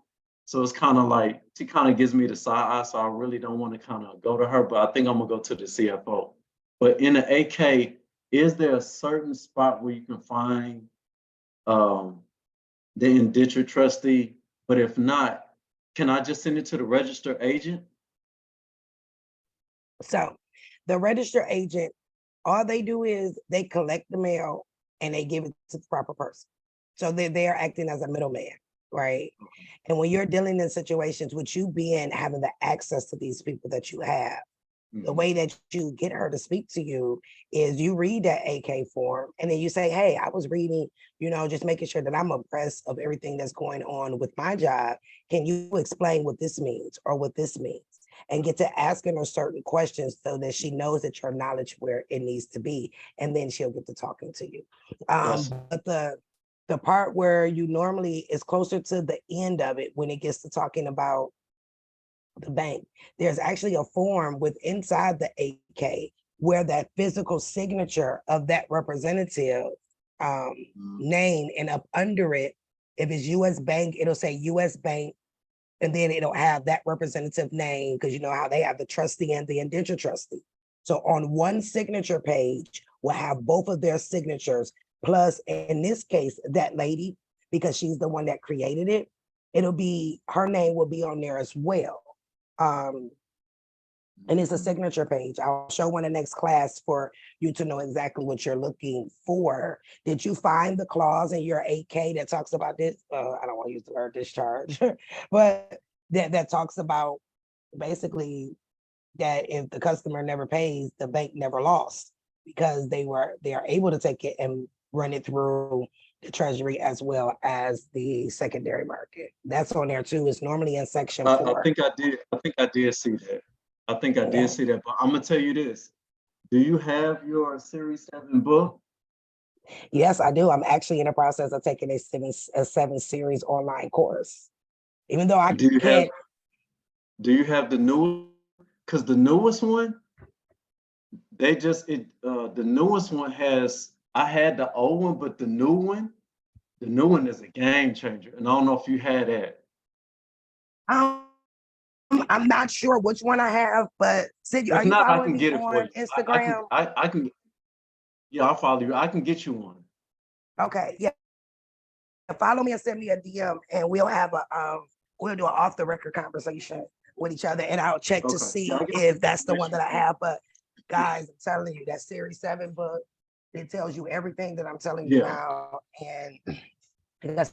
I literally just read. I literally just read on Friday when you said the 270 days. I literally just read that in there. Yep. So everything you're 70 saying days is maturity. Yeah, everything you're saying, I was like, yeah, she know. But I'll get you that book. Just yeah, I'll send you a message and I'll get you that book because I can get an extra one because my homegirl works. She gets the books, so she can get it to me for free. Perfect. Thank you. Thank you. I appreciate ma'am. that, guys. And if look it up, Okay, Series appreciate 7. that too. You are more than welcome, Ramen. I look forward to speaking with you later. And congratulations on the position that you have, because it makes this, what you're learning, a lot easier because you're on the other side of it, right? And you're seeing everything that we're talking about. You're seeing it live and in action, you know, and Yeah. it's a beautiful thing when you know how to operate within the system. And then once you get it down pat, then you make the decision on whether or not you want to switch switch sides and become that 7 series broker, because at that point, you know, you can help the collective and the masses by being their broker. You still gonna get paid because you're gonna make that 20%. You know what I'm saying? Off of Yeah. the fact that you were able to transfer it, because at that point you are considered a security transfer agent and you have that access. And the fact that you have access to Bloomberg, do you know how powerful you are? Like, I've been debating if I was going to rebuy Bloomberg. I had it a couple years ago. Man, that system is not the easiest thing to maneuver. And it was like $24,000 a year, but I think it's worth me repurchasing it, because at that point, you know, y'all can send me a message and I can send it back to you, you know, without us having to go through third-party services and things of that magnitude. But if I was you guys, Yeah, I actually work with Bloomberg. That's why I said Mm. what I do is it's a slippery slope because I work with Bloomberg too.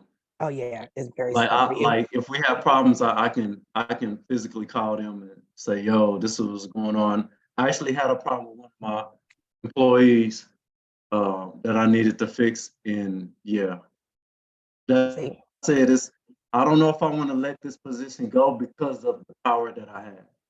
no, you definitely don't want to let it go, but what you want to do is use that to your advantage, Oh, right? definitely. Definitely use it to your advantage, because you are there, and there's a fine line that you don't have to cross, so that you can keep the position that you have, but still get everything that belongs to you in the process. And it'll make it a lot easier for you because you do know the terminology, you know how securities are being ran. That's why you had a banker call you back in 15 minutes about, hey, what's up with him? Can we get him? You know, because you knew how to properly go in there and speak the language that they like, which all they heard was ching ching, ching, ching, ching, ching, ching, right? So, and he's looking at the fact that his check is going to get bigger because anything that he do on your behalf, him and the institution in which it is that he works for are now going to make a buku load of money because of the primary market. That's their guaranteed money, but that secondary market is where they're making all of the money at. And ultimately, because they are considered international businesses, they don't have to report it.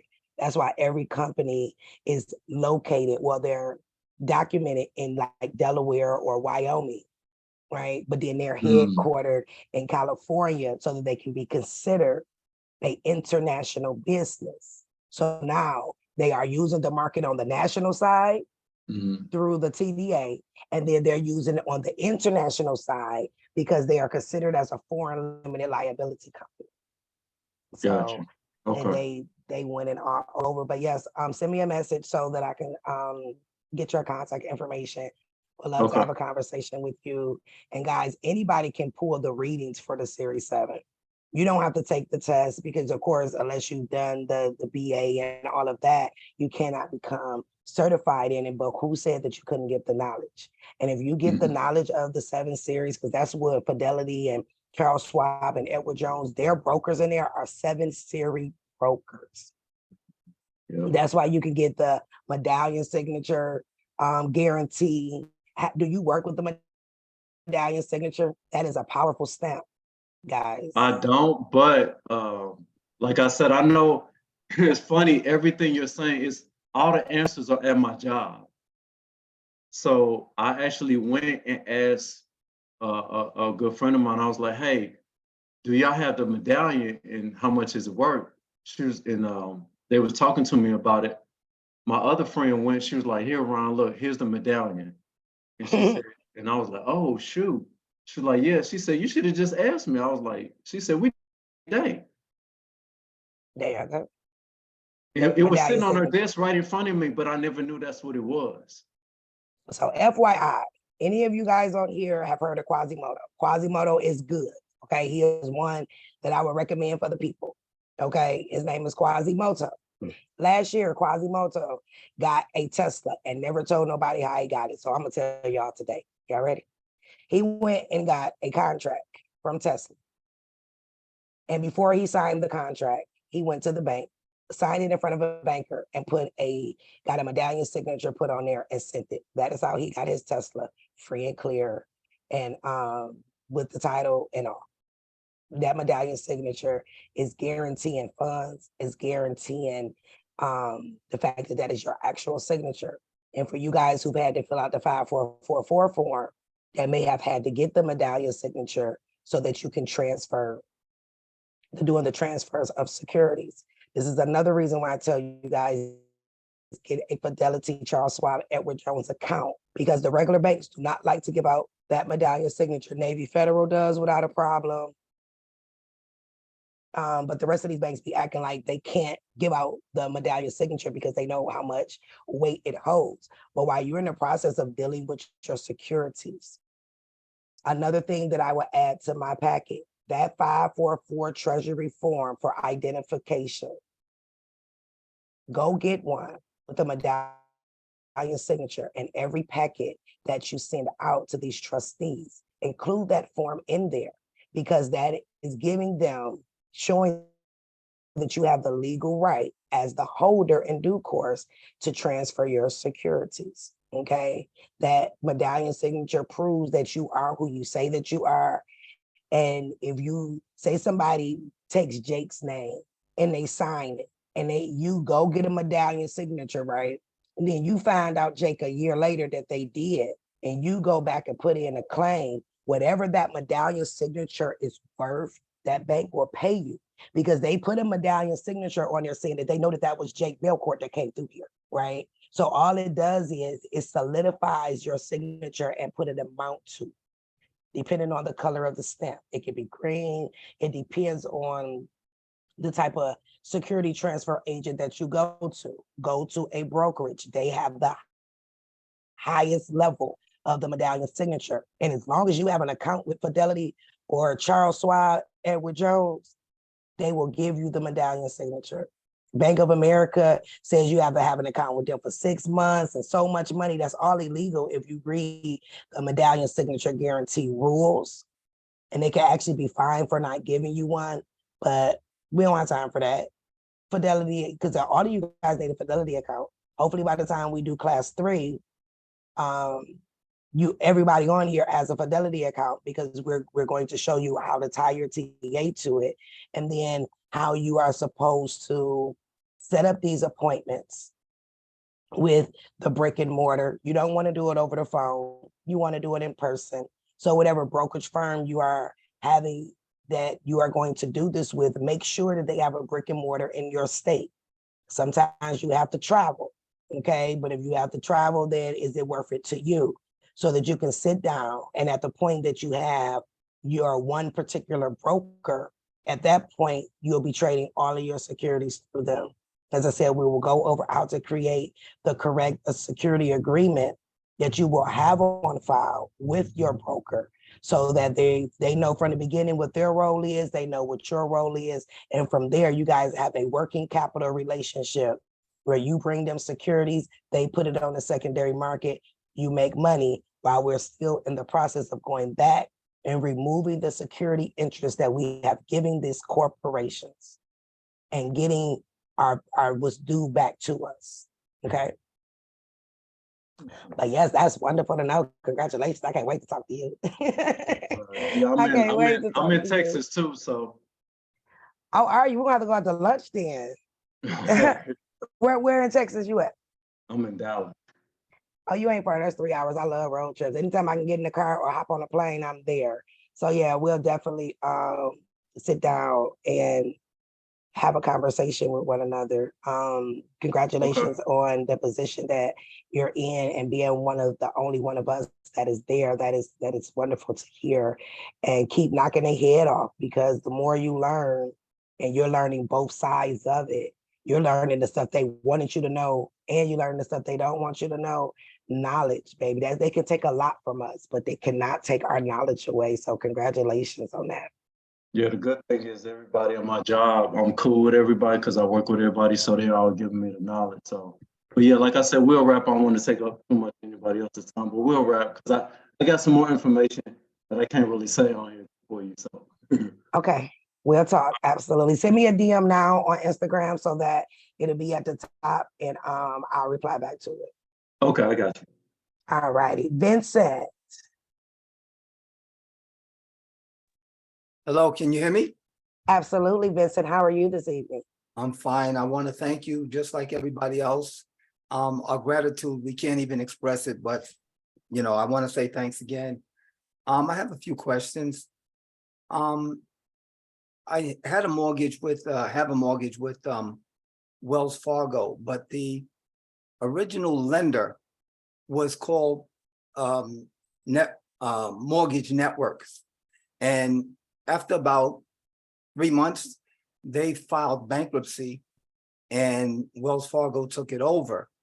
So I've refinanced a few times, with them. But my question is, in regards to the trustee, should I go after Wells Fargo because they've now taken it over? Or should I reach back for Mortgage Networks because they was the original lender? So if Mortgage Network was the original lender and they went bankrupt, it sounds as though that that the trustee at the time that you signed was Wells Fargo. So they just took everything over from that point. Within your mortgage contract, it should tell you who the bank they're transferring it to. Okay, you can also go up under MERS, MERS, the MERS system. Yes. For anybody on here that has a mortgage, go put your information into MERS. You're going to actually see, they ain't going to show all of them, but the first 3 transfers, your signature page is going to have a bank stamp on there. And that's how you'll know the original bank that started it, which would be Wells Fargo. Wells Fargo will stay the trustee. They are just constantly giving it away to the secondary market. And I've learned with me pulling the different audit reports that whoever that original servicer or the original company you sign with, whoever their trustee remains that trustee. So even though they've sold it several different times, Wells Fargo is over most of all of the mortgages, guys. You will direct it to Wells Fargo, but just to double check, go under MERS, put in your address, and start looking at the documents that they did file. They will always file the very first 3 trades. I do have one on my page. I will repost it. Now when you guys see it, you'll know what it is. It is nothing but a signature page that came from a mortgage contract, and you're going to see 3 different bank stamps that is on there. I've had this for some years. Ultimately, that document is what told me the securitization department is the ones that stamped it. And that's when I went down the securitization rabbit hole to get where I am today. So go under MERS, put your address in, the documents that they do let you see, download those and see what banks stamped it and go from there.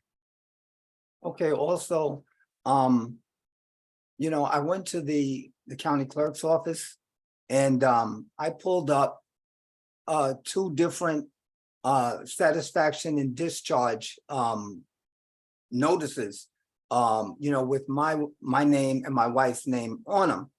And, they stamped it, I believe as certified, but how do I enforce that? Because that's saying that the mortgage was paid. So you enforce that, put a quiet title on it. Put a quiet title on the property and make them prove that they still have the rights to that mortgage. Okay. Did you get a certified copy of that search? Yes. So when you get so you'll take that, you'll put a quiet title and you will refile showing that you no longer, that the mortgage has been discharged. And which department did you get this from again? From the county clerk's office. So The take deeds? that document. Yeah, you got it from the deeds office? Yes. So with that document, they should have did a release of lien. So I will go back down to the deeds office with that certified copy and use that to compel them to do the release of lien. Okay, but I will automatically, I will file a quiet title with the deeds office. That means nobody can touch you, including your county. If you got an HOA, they can't touch you, because at that point, until someone comes and proves that they are the owner and not you, there's nothing that they can do. I will also, what I would do is I will pull the entire record from the beginning of when your house was built for the very first deed. You can get that from the deeds office to show that at the very end that you are the last lawful owner of it, okay? With a quiet title, and use that discharge document in order for them to do a release of lien, to compel them to do it, and so that you won't have any recourse, put a quiet title on there. Anybody on here that got a mortgage, please go put a quiet title on your property. You can go under LegalZoom or any one of them, put in quiet title. It'll ask you the questions and it will create the document for you and go file it. You have now just stopped having to pay property taxes. You have now just stopped a foreclosure. And if you've already been foreclosed on, depending on your estate, you have between 6 months to 2 years to redeem it. If you put that quiet title on there, it does give you the redemption back. So now, with me filing for the quiet title, will they be able to, will Wells Fargo be able to accelerate the loan or no? What do you mean accelerated? Saying to say that you owe now? No. Yeah, They will not. Asking me to pay the balance outstanding, right now.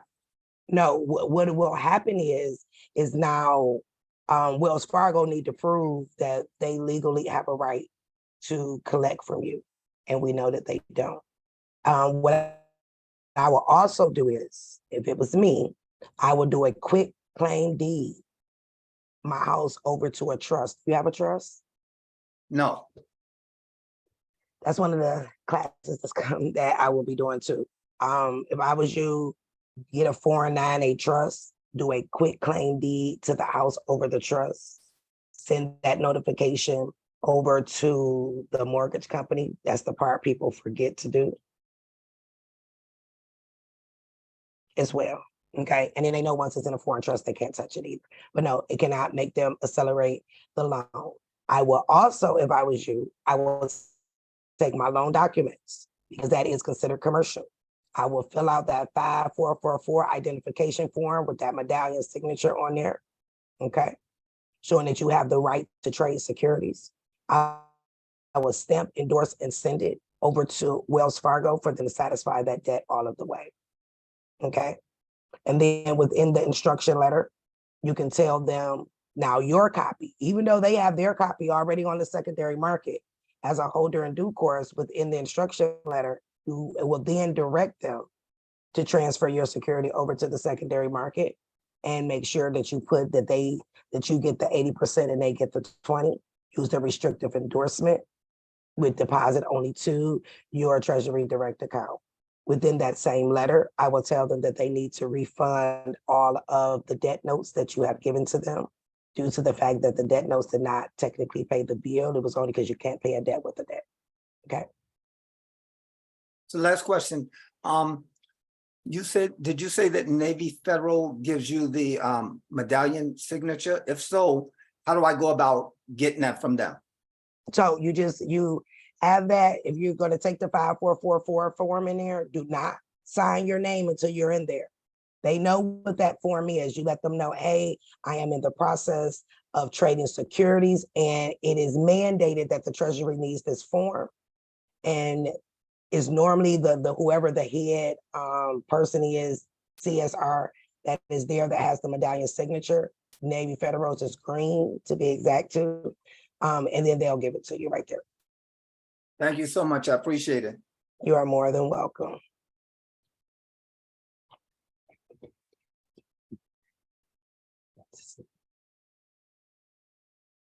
Jeremy Richards, I like your background.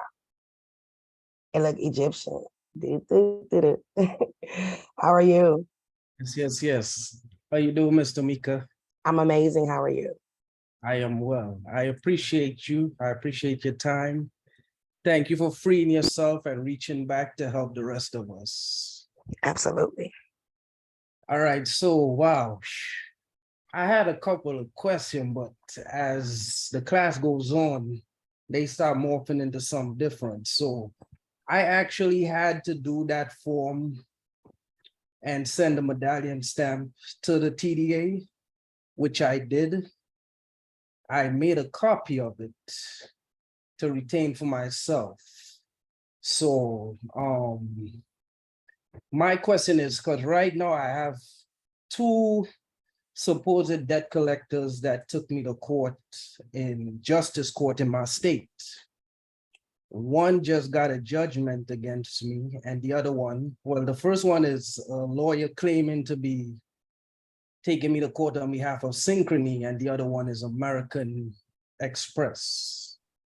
So if I'm correct, what you're saying is, can that the fact that I have that endorsement, can I use that to get out of that judgment?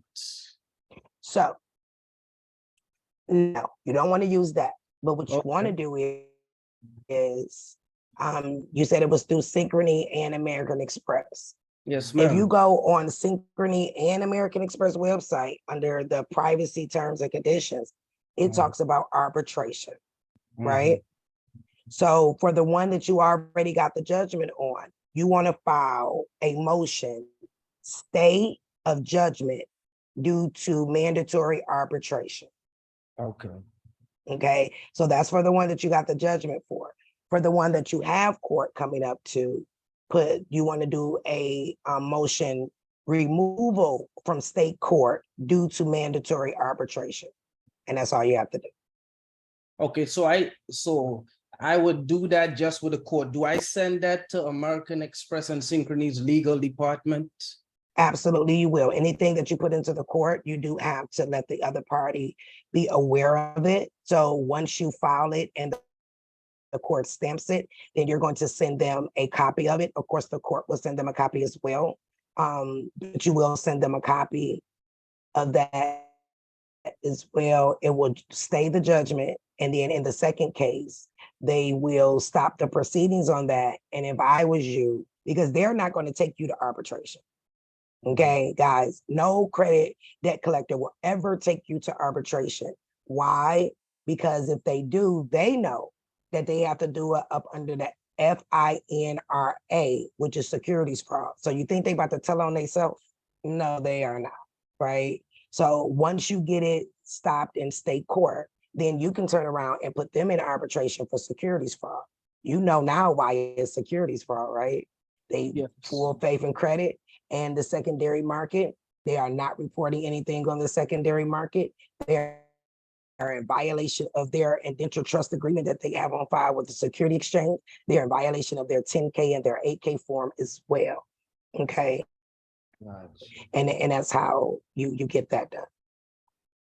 Yeah, because you got me hyped since the last class. I've been doing some studying and I checked out what a T-bond is and stuff like that. And basically it says a bond is issued by a government or corporation when they want to raise money. Yeah. So essentially they're borrowing money from us. And that's why we are the investors. Now it makes sense to why we are the investors now, right? They had to raise that money. And in order to raise the money, they needed investors. We silent investors and don't even know it. We are the back of all of these corporations. because they were able to make money because all securities are backed by the what? Full faith and credit of the United States. Once the United States give them a QSIP number, they take that QSIP number with their greedy sales and they move over to the secondary market, and then now they're making money that way too. All right, then I got one more question, because I got to book a consult with you because Westlake repoed my car last year, and I did the whole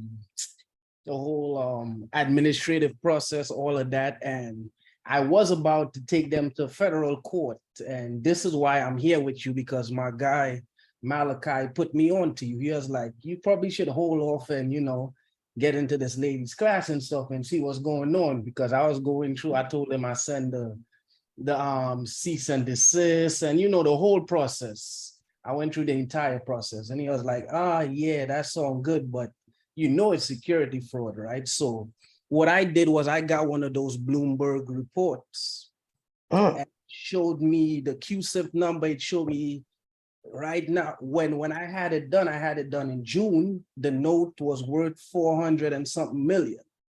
Yeah. So you have the evidence. So remember, there's no statute of limitations on fraud, right? Okay. And under the arbitration rules, arbitration outlives the contract. So the contract can be a year contract, 2-year contract, 5-year contract. You can go back, 15 years can pass and you can take it back. Why? One, they're going to sell your contract for how many years? 33.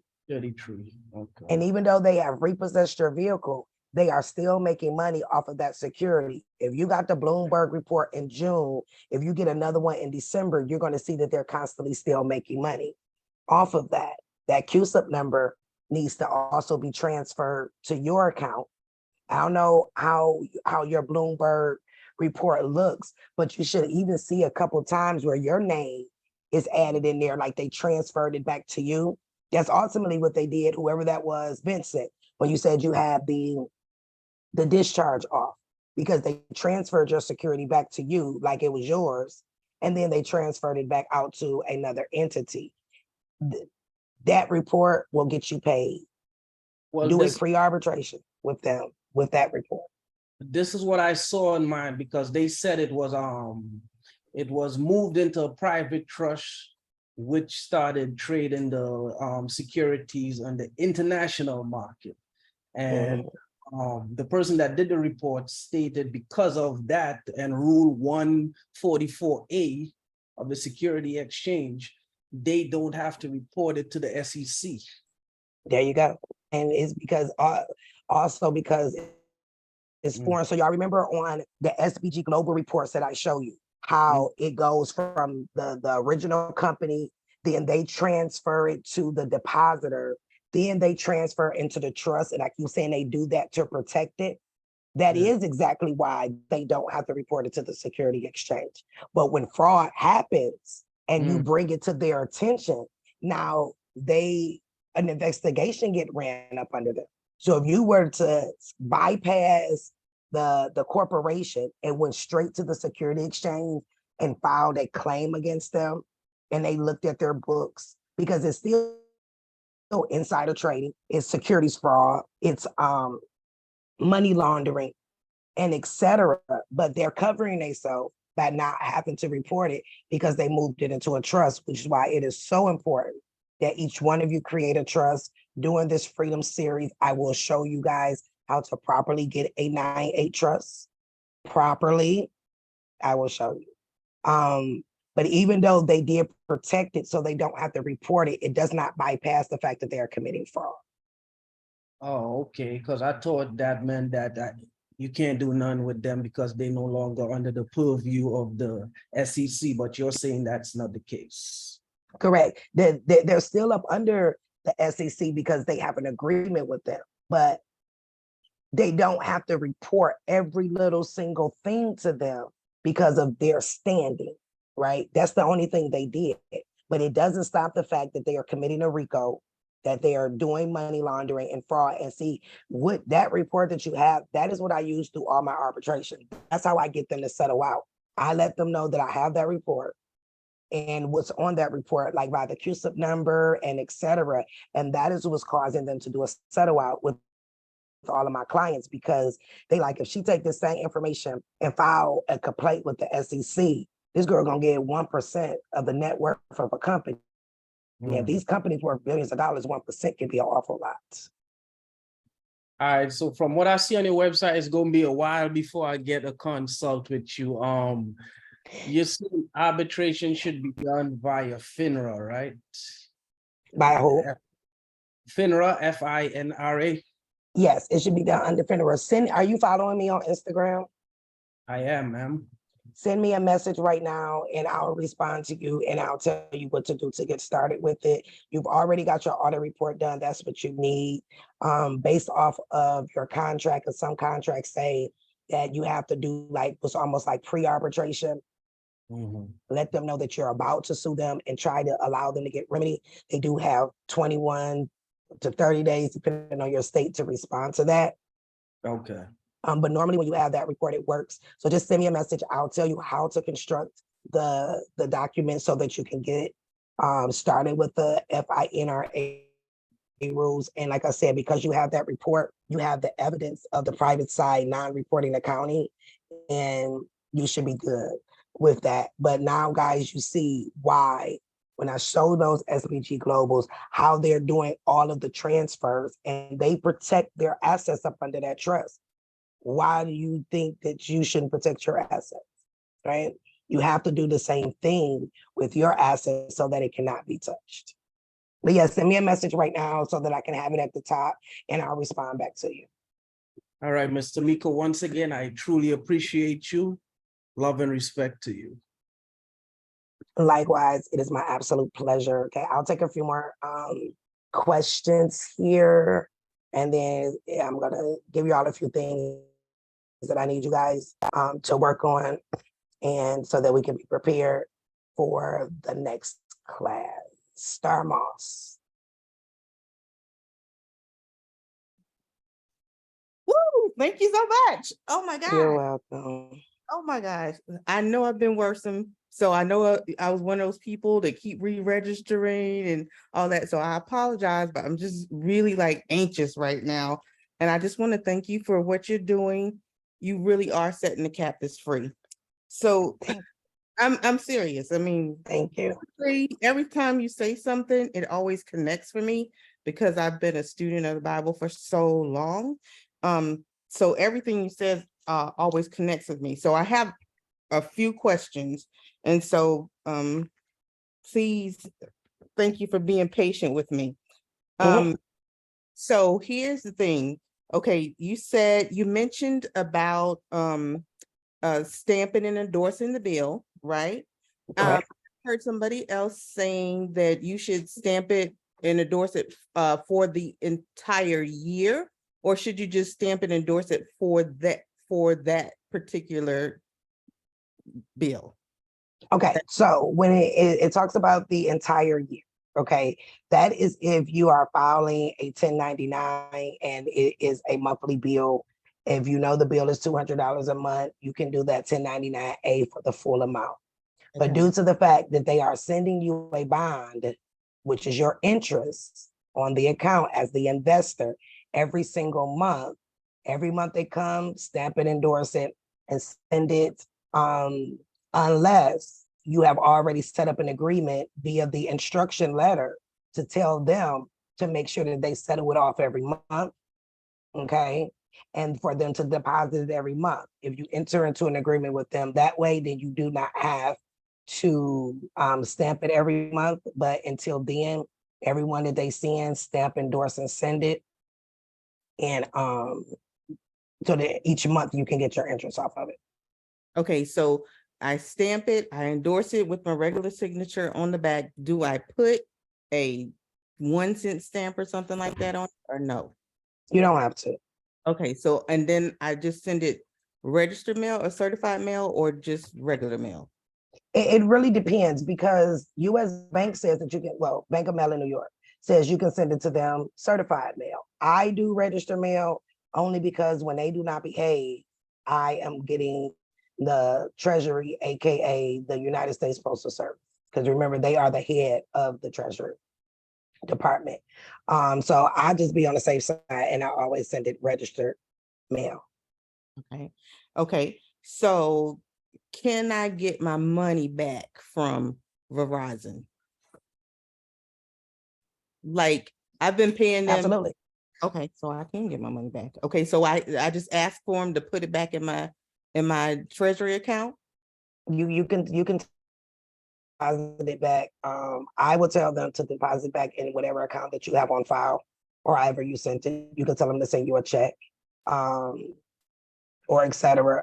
If I was you, I don't know how long you've had Verizon, I will go and download every bill that they've ever sent me. And in one packet, I will stamp, endorse, and send every one to them, because those are all securities. Or once we show you guys how to set up your account with the brokerage firm, you can take it to them too. Okay. It's up to you who you take it to. Okay. Okay. So here's another question. I just started a new business, and I have my insurance license. So I started my insurance company. I registered in several states for my insurance license to be a broker in several states. How do I supposed to secure that some way? What am I supposed to do now that I set up this business, got an LLC, and got this information? Is there something different or specific that I should be doing for businesses?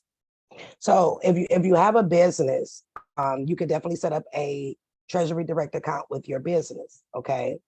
If you have a business account at the bank, you enter into an agreement, just like you see on our 8K and 10K forms. You can do that with your own business, where you assign the bank as being the trustee, okay, but you are co-trustee and beneficiary.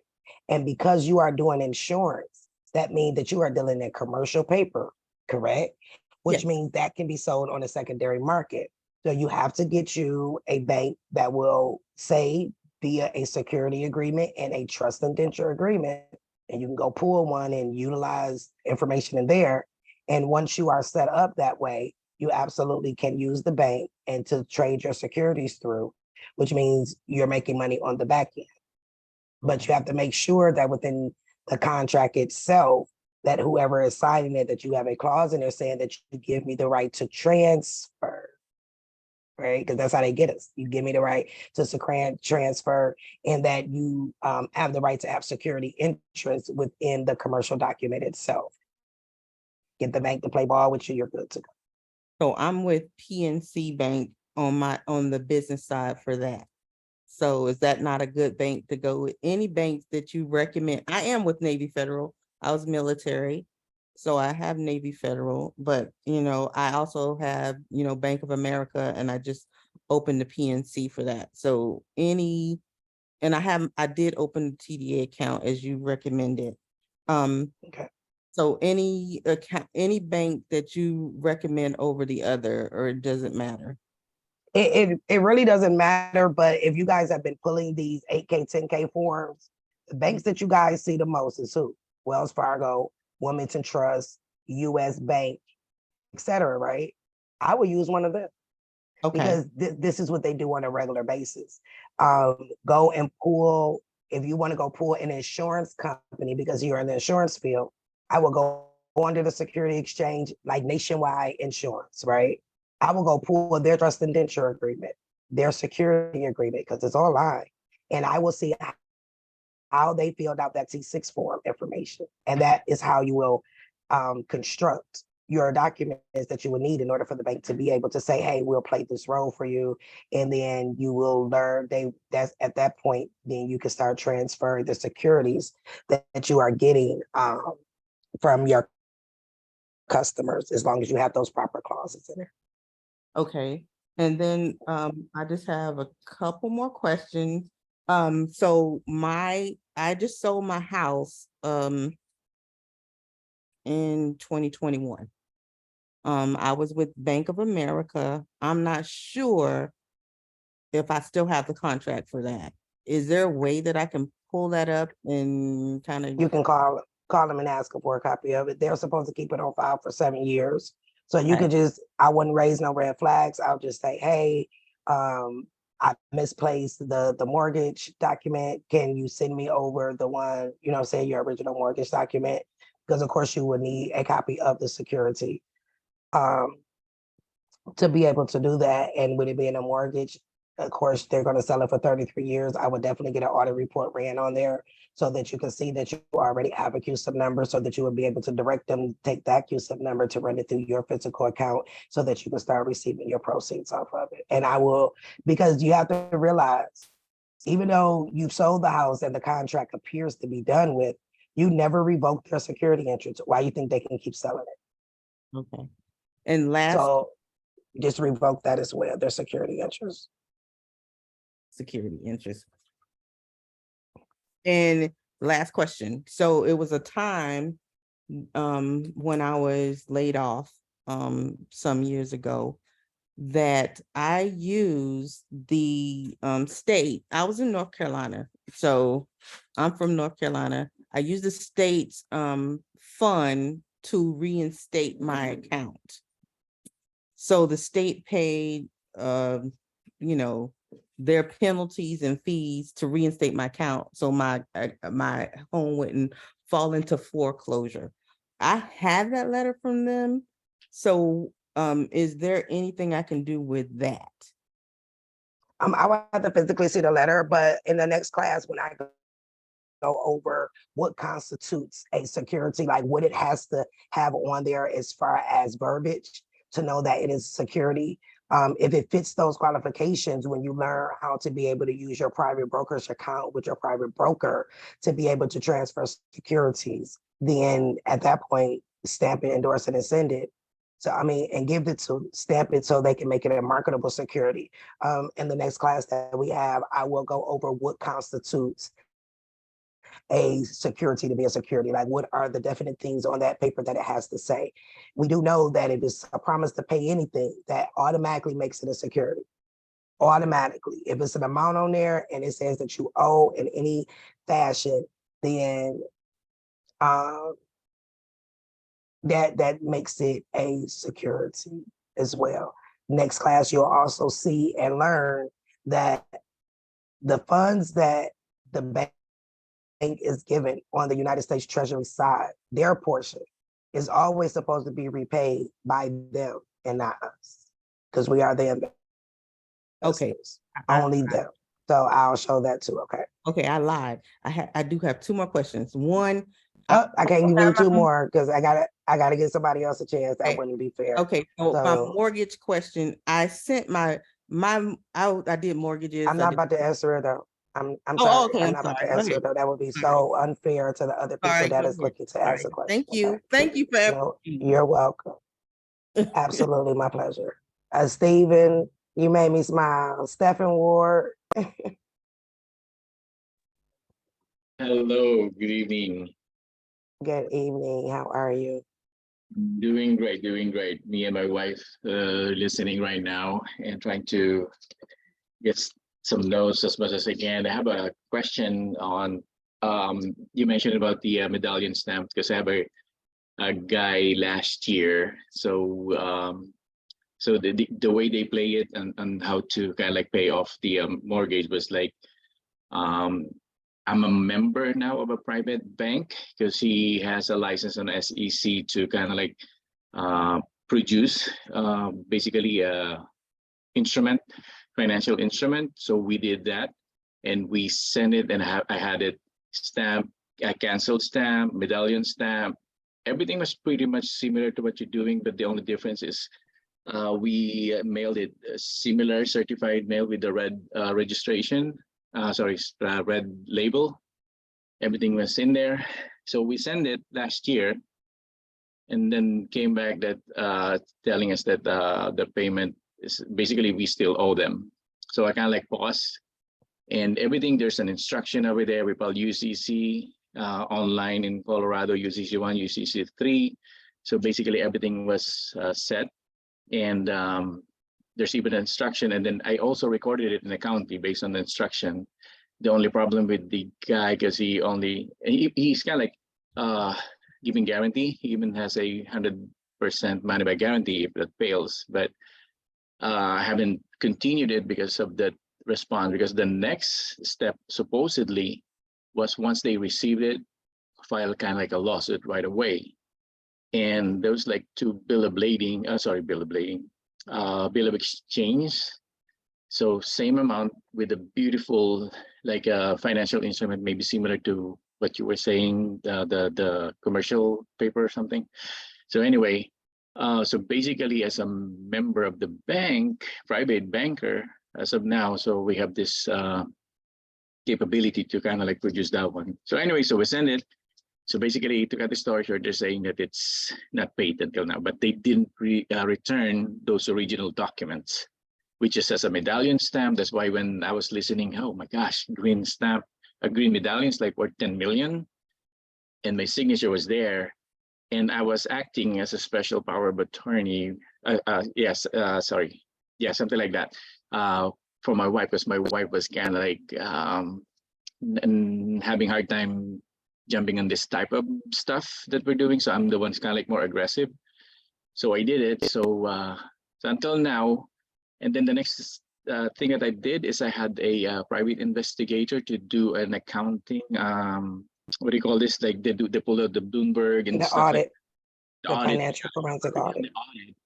So my next move supposedly was to sue them and then attach every documents that they received it already, paid off, and it was beautifully done, kind of like financial instrument or draft back to back. I had sealed everything. So now, since I saw you, so I said maybe I should wait a little while before I do that, because it happened I think November, and it's already July, but they didn't return my original documents, which is the payment. Basically, that's two type of payment. Instruction was there where to kind of like in cash, like it's like going to the Treasury department and window this and that. I just forgot, I don't have the document right now. So anyway, so that was the case. So I was thinking when I was listening to you, if that instrument is still on their hand, and then I found out this is CMG mortgage. Anybody knows or something like that? It's based in California. Maybe they know. So I was able to find it in Finra. So I was able, because I was listening last week, and I said, okay, I'll dig in this one. So the CMG Mortgage Inc. and their services is the CMG Financial. And then now I found out there is a CMG Securities LLC. That's the one that is registered in Finra. So I found the documents and the people behind this. So are they attempting to foreclose on you? No. We're still paying. And the instruction by the guy, he's also on YouTube doing this, is old guy. And he has a lot of stuff too that kind of like they've been paid. But it's just me who kind of like halted it because wait. So the thing is, the original document is what they began to trade, their original mortgage document. But as I keep saying, somewhere within there, you gave them the authorization to keep the security, and you promised them that you would pay them an amount. So that would be the first thing that I would remove. But due to the fact that you have sent them certified documents with medallion signatures and et cetera on there, yes, your next step would be to file a lawsuit. Okay. So no, there is not an arbitration clause that is within the physical mortgage contract, but there's an arbitration clause that is in the insurance part. So you pull it up under arbitration through the insurance, which puts everything else up under it as well. Okay. But yeah, at this point, you should take them to court. And then of course, they are not going to attempt to try to assist you because you sent them all these things and then now you're still physically paying them. So yes, sue them under securities fraud. And if you have the Bloomberg report, you can prove that they are utilizing the secondary market in a unlawful manner. Okay. And even with you, I will go put a quiet title on there due to the fact that we know that the security took care of the payment within itself. Now the company needs to prove, and now you have given them 3 other instruments that I can guarantee you is being sold. Okay, you gave them 3 other instruments and they did not return them. So yes, you will have to sue them. Because I pulled out the report and it's there, like it's a kind of a bundle. It's already been trading, but so the servicer from the beginning, they didn't sell it to other companies, but it says like a Fannie Mae or something like that. But it's in a bundle now that they're trading it right now. So Yeah, so utilize that and find the clause in your contract that gave them security interest and revoke it, guys. This is how you immediately stop them, especially if you are in the process of doing one of these processes. The first thing you want to do is revoke their security interest. If it's a repo, I now revoke my authorization for you to repo my vehicle. It don't have to be technical. There you go. I am now revoking the authorization that was given to you on such and such date at such and such place, stating that you can keep security within my property. That's it. They're only doing it because you said they can. Please, y'all, go read your contract. I am begging you. I know the mortgage contract is wrong. They were supposed to give it to you 10 days before your closing date so that you can read it. How many homeowners in here who has a home that when you close 10 days before you sat at that table, they sent you your contract and told you to read it? Anybody? Or do they give you all of those papers the day of with a bottle of champagne and a gift saying, hip, hip, hooray, you are now a homeowner, knowing that they just raped you because your check is there, right? It's in the contract. So the first thing you do is revoke it. And then now go after them for the securities in which it is that they owe you. It's just that simple, even though it don't seem simple. That's it. So yeah, you're gonna have to sue them at this point. So every time we pay, so I put a copy and everything. So the guy told me that the check it says it's being paid and under dispute, if I'm not mistaken, something like that. So it's fully paid, under dispute, legally paid, something like that, and under dispute on the check itself. Before, so every time, but they're encashing it, of course, because it's money that they're using. Yeah, none of that isn't paid, and none of that works. Like that's because that's not how it works. Like all of these processes that people have created, I don't create processes. I bring you the facts. I tell you what you can do with those facts, and they cannot rebut their own facts, right? So you're still paying it. That's all that matters. You're still giving them a security every single month when they have already been paid. You're going to have to sue them. Right. So I was just thinking also, because I've learned on your 1099-C, I was just thinking, should I send 1099-C with attachment, and then the forensic evidence also would kind of like, be on that document, and then telling them that, hey, you received this and you didn't return it to me, so it's considered. I will, at the point that you're in, I will sue them. Oh, I'll just do it. You have sent them enough instruments. Sue them. Okay, cool. Sue them for securities fraud.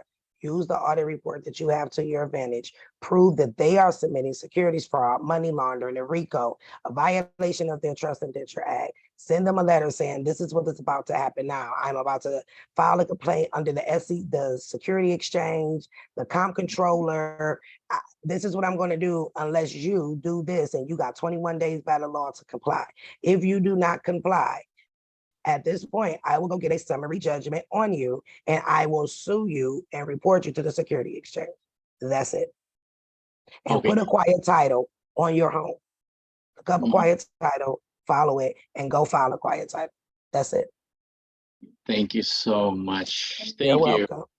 You're more than welcome. All right, y'all, let me take one more question, and then I'm gonna let y'all go. You guys will get another email just like you guys got before. Yes, you have to register. It's just, that's the only way you're gonna get in. Because I need to make sure that only the people who have been in can come in. So you will get another email for the next class. By that class, please look at the first email, the first video again. If you guys want a copy of this, just tell me, because we did nothing but Q&As. If it's going to help you, if y'all want it, tell me, I'll send it so that you guys can also have this as a reference as well, so that when we reconvene next week, we can get down to the real nitty gritty on how to operate through these systems. I will walk you guys through, like we'll go page by page. We also need to show you guys where what we're doing is tied into the Federal Reserve Act and the Bankruptcy Act so that you guys will have the proper foundation. You'll know I'm big on, you need to know why, you know, not just do it. I need you guys to know why you're doing it and ground yourself into this information. So I'll take one more question. Just to make one last thing, on the stamp side, the stamp, endorse, and send, are you referring to stamp like a stamp, like you do the stamp, or is a stamp like from the No, US? it's a stamp on Discharges 2.0. If you have not seen that, that is the video that you want to see. There are people putting up what the stamp shows in the details. their thing. LeBron, what you got over there? Hold on, Ty. Let me see. What's you got 51,000 and you love me? Hey, wait a minute. What you got? What you got? Federal check for 51,700, and I bought a truck a couple of weeks ago, but I didn't use it because I wasn't clear on how to discharge them. I'm a veteran and I have everything with Navy Federal, but because it wasn't so clear on the finance side, I didn't use the check. And now I heard what was said today and I wanted some clarity, but I wanted to read what it says on the back. It says, endorsement of this instrument guarantees recording of a first lien on the vehicle in favor of the federal credit union, or the releasing of the vehicle title, security, interest, filing statement, or equivalent, and forwarding directly into the federal credit union within 20 days. So, so if we sign that, can we write something out? Or No. So just so happened that she has up through the car, how I told y'all to go to Navy Federal and they're gonna give you a check, right? You see, they gave her a check. So what you do is they tell you by signing that you have to send it within 20 days. You do not. The car dealership is going to give you your title. Okay, they're going to give it to you right then. Most of them give it to you right then. Navy Federal is saying you have to give us that title in order to cash that check. No, you do not. But y'all see how they put instructions on there? Y'all know we can write instructions, right? They did it. Okay.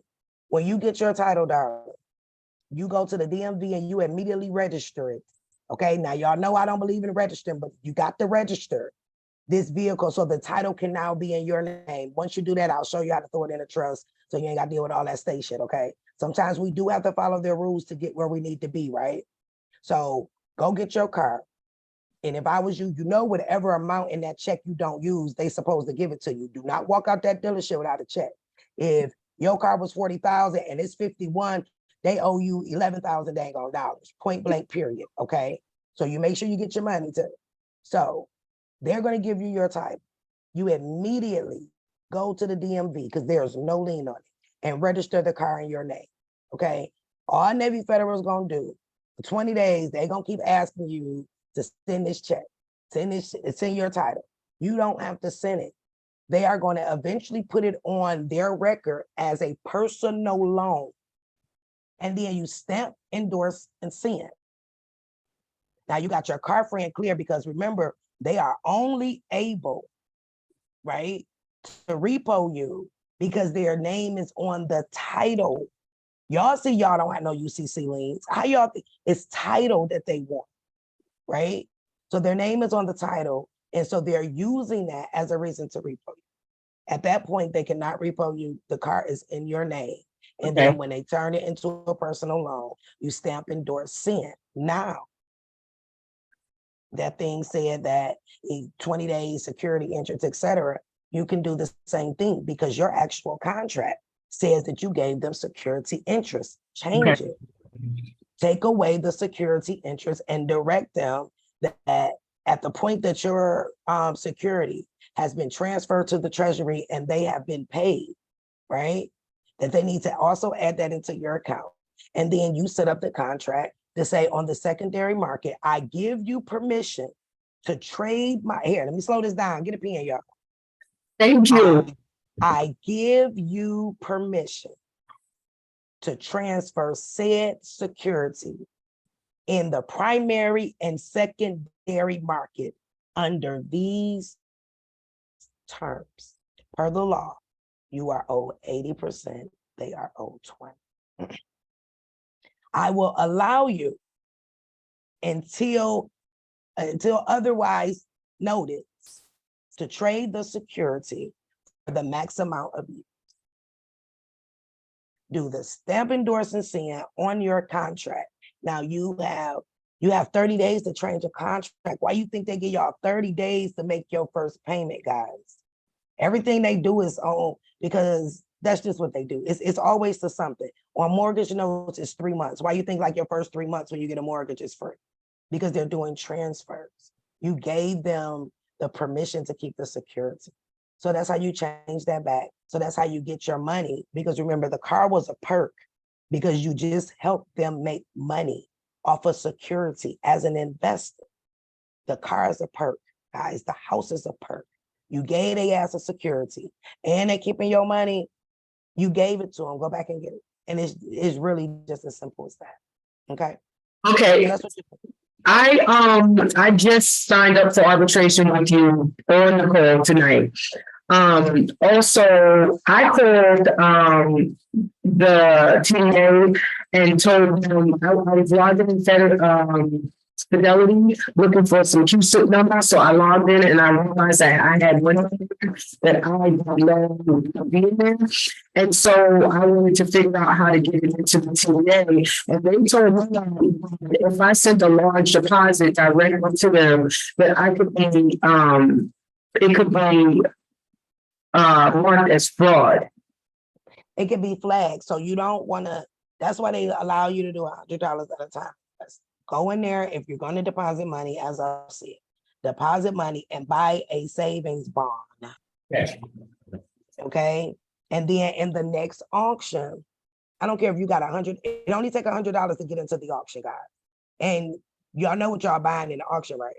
The same thing we're sitting here talking about, securities. You don't know what security it is. You just know it's a number and you bid it into a pool. Their next auction, which we'll show you next class, how to join the auction. If it's $100, put that $100 into the auction. I'll show y'all on your TDA account how to do a transfer. Show these people that you are using this account for what it's for. That is what it's for. Now you got some skin in the game with something that's being sold. You see what I'm saying? Something, and you will put it in one of the T-bills or the T-note because those are guaranteed. You got money coming from the national side and the international side. This ain't about no Cesta BK and they owe me and I need a TDA. No, it's my generational wealth is tied to this country. This country is tied to commercial paper, okay? And that commercial paper cannot come to life unless you put your John Hancock, I need to be paid. You heard what the guy said. What did they say that it was for? For to raise money for the companies. We silent investors and don't know no more, but we not being silent no more. No, what silence? Silence is acquiescence. Stop acquiescing to these people stealing our money, y'all. Okay? So that's all you got to do, darling. Congratulations. Let me know when it's done. If you need to hit me in my DM and I'll send you what I just said over again so that you can know exactly how to play this. But congratulations, because you got a new car. Point blank period, and you're not going to have to pay for it. But back up.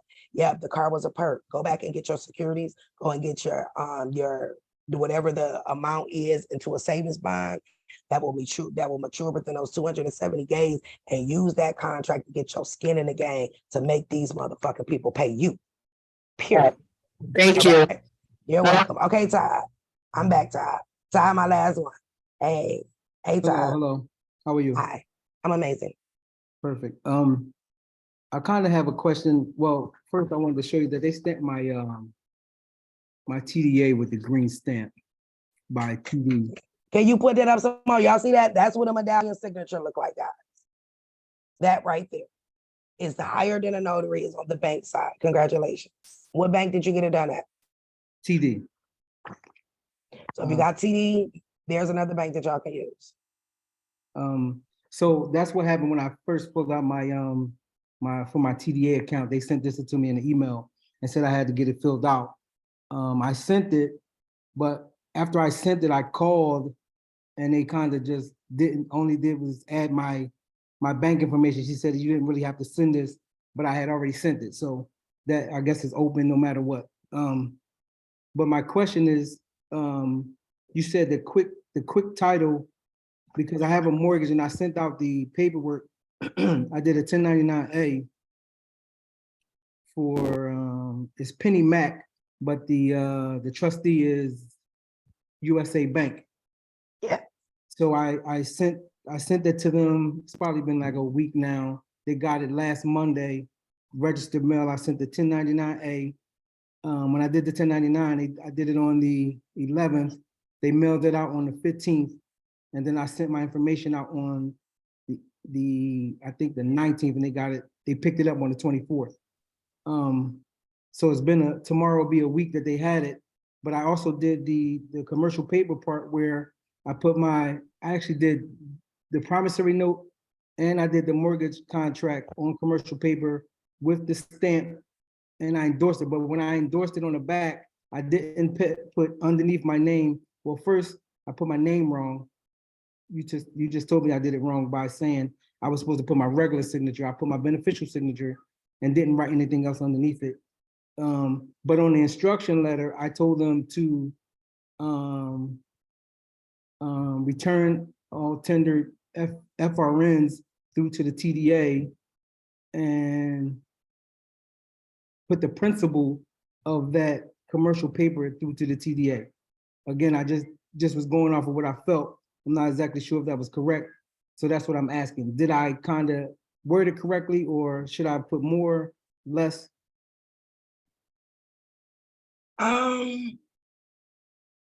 Let's see.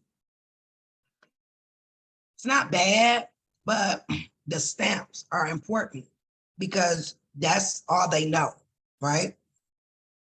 The stamp would have been written instruction. Turn this over to a marketable security. They know what that means. It's their stamp. And because you're authorized to do it, you signed it, but then you have to tell them where it's supposed to go. So I stamped it. I stamped it. But you didn't put the restrictive endorsement, correct? I did not, no. So, but the thing about it is, it's a security. So see if they send that back to you. But because it is considered a bearer security, you know what I mean? Bearer means anybody holding it can take it and say that it's theirs because you did not tell them where to put it.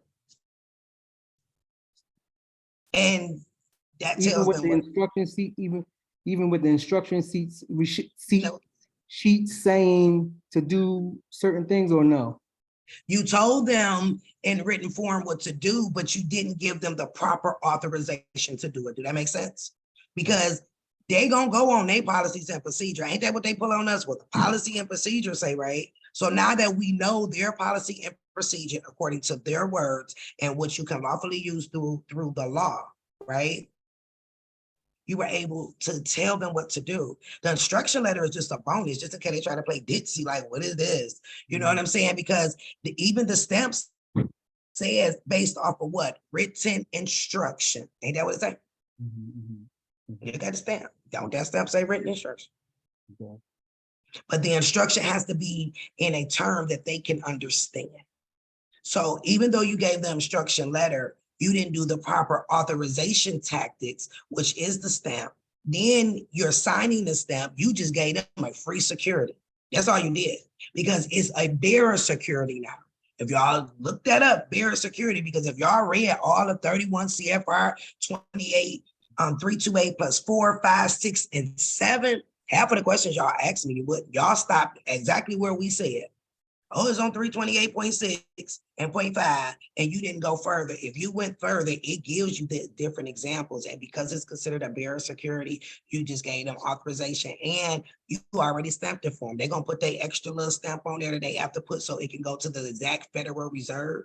Because the stamp on those words y'all see on 325, that's a stamp that they use. You stamp it, then they stamp it.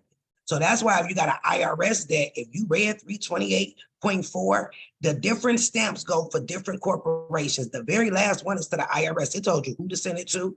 It told you what their stamp looked like, because they know how they only have the authorization to get it through the Federal Reserve. So ultimately, you're gonna have to do it again. You gave them a bearer security. Now, are they supposed to uphold that security? Absolutely.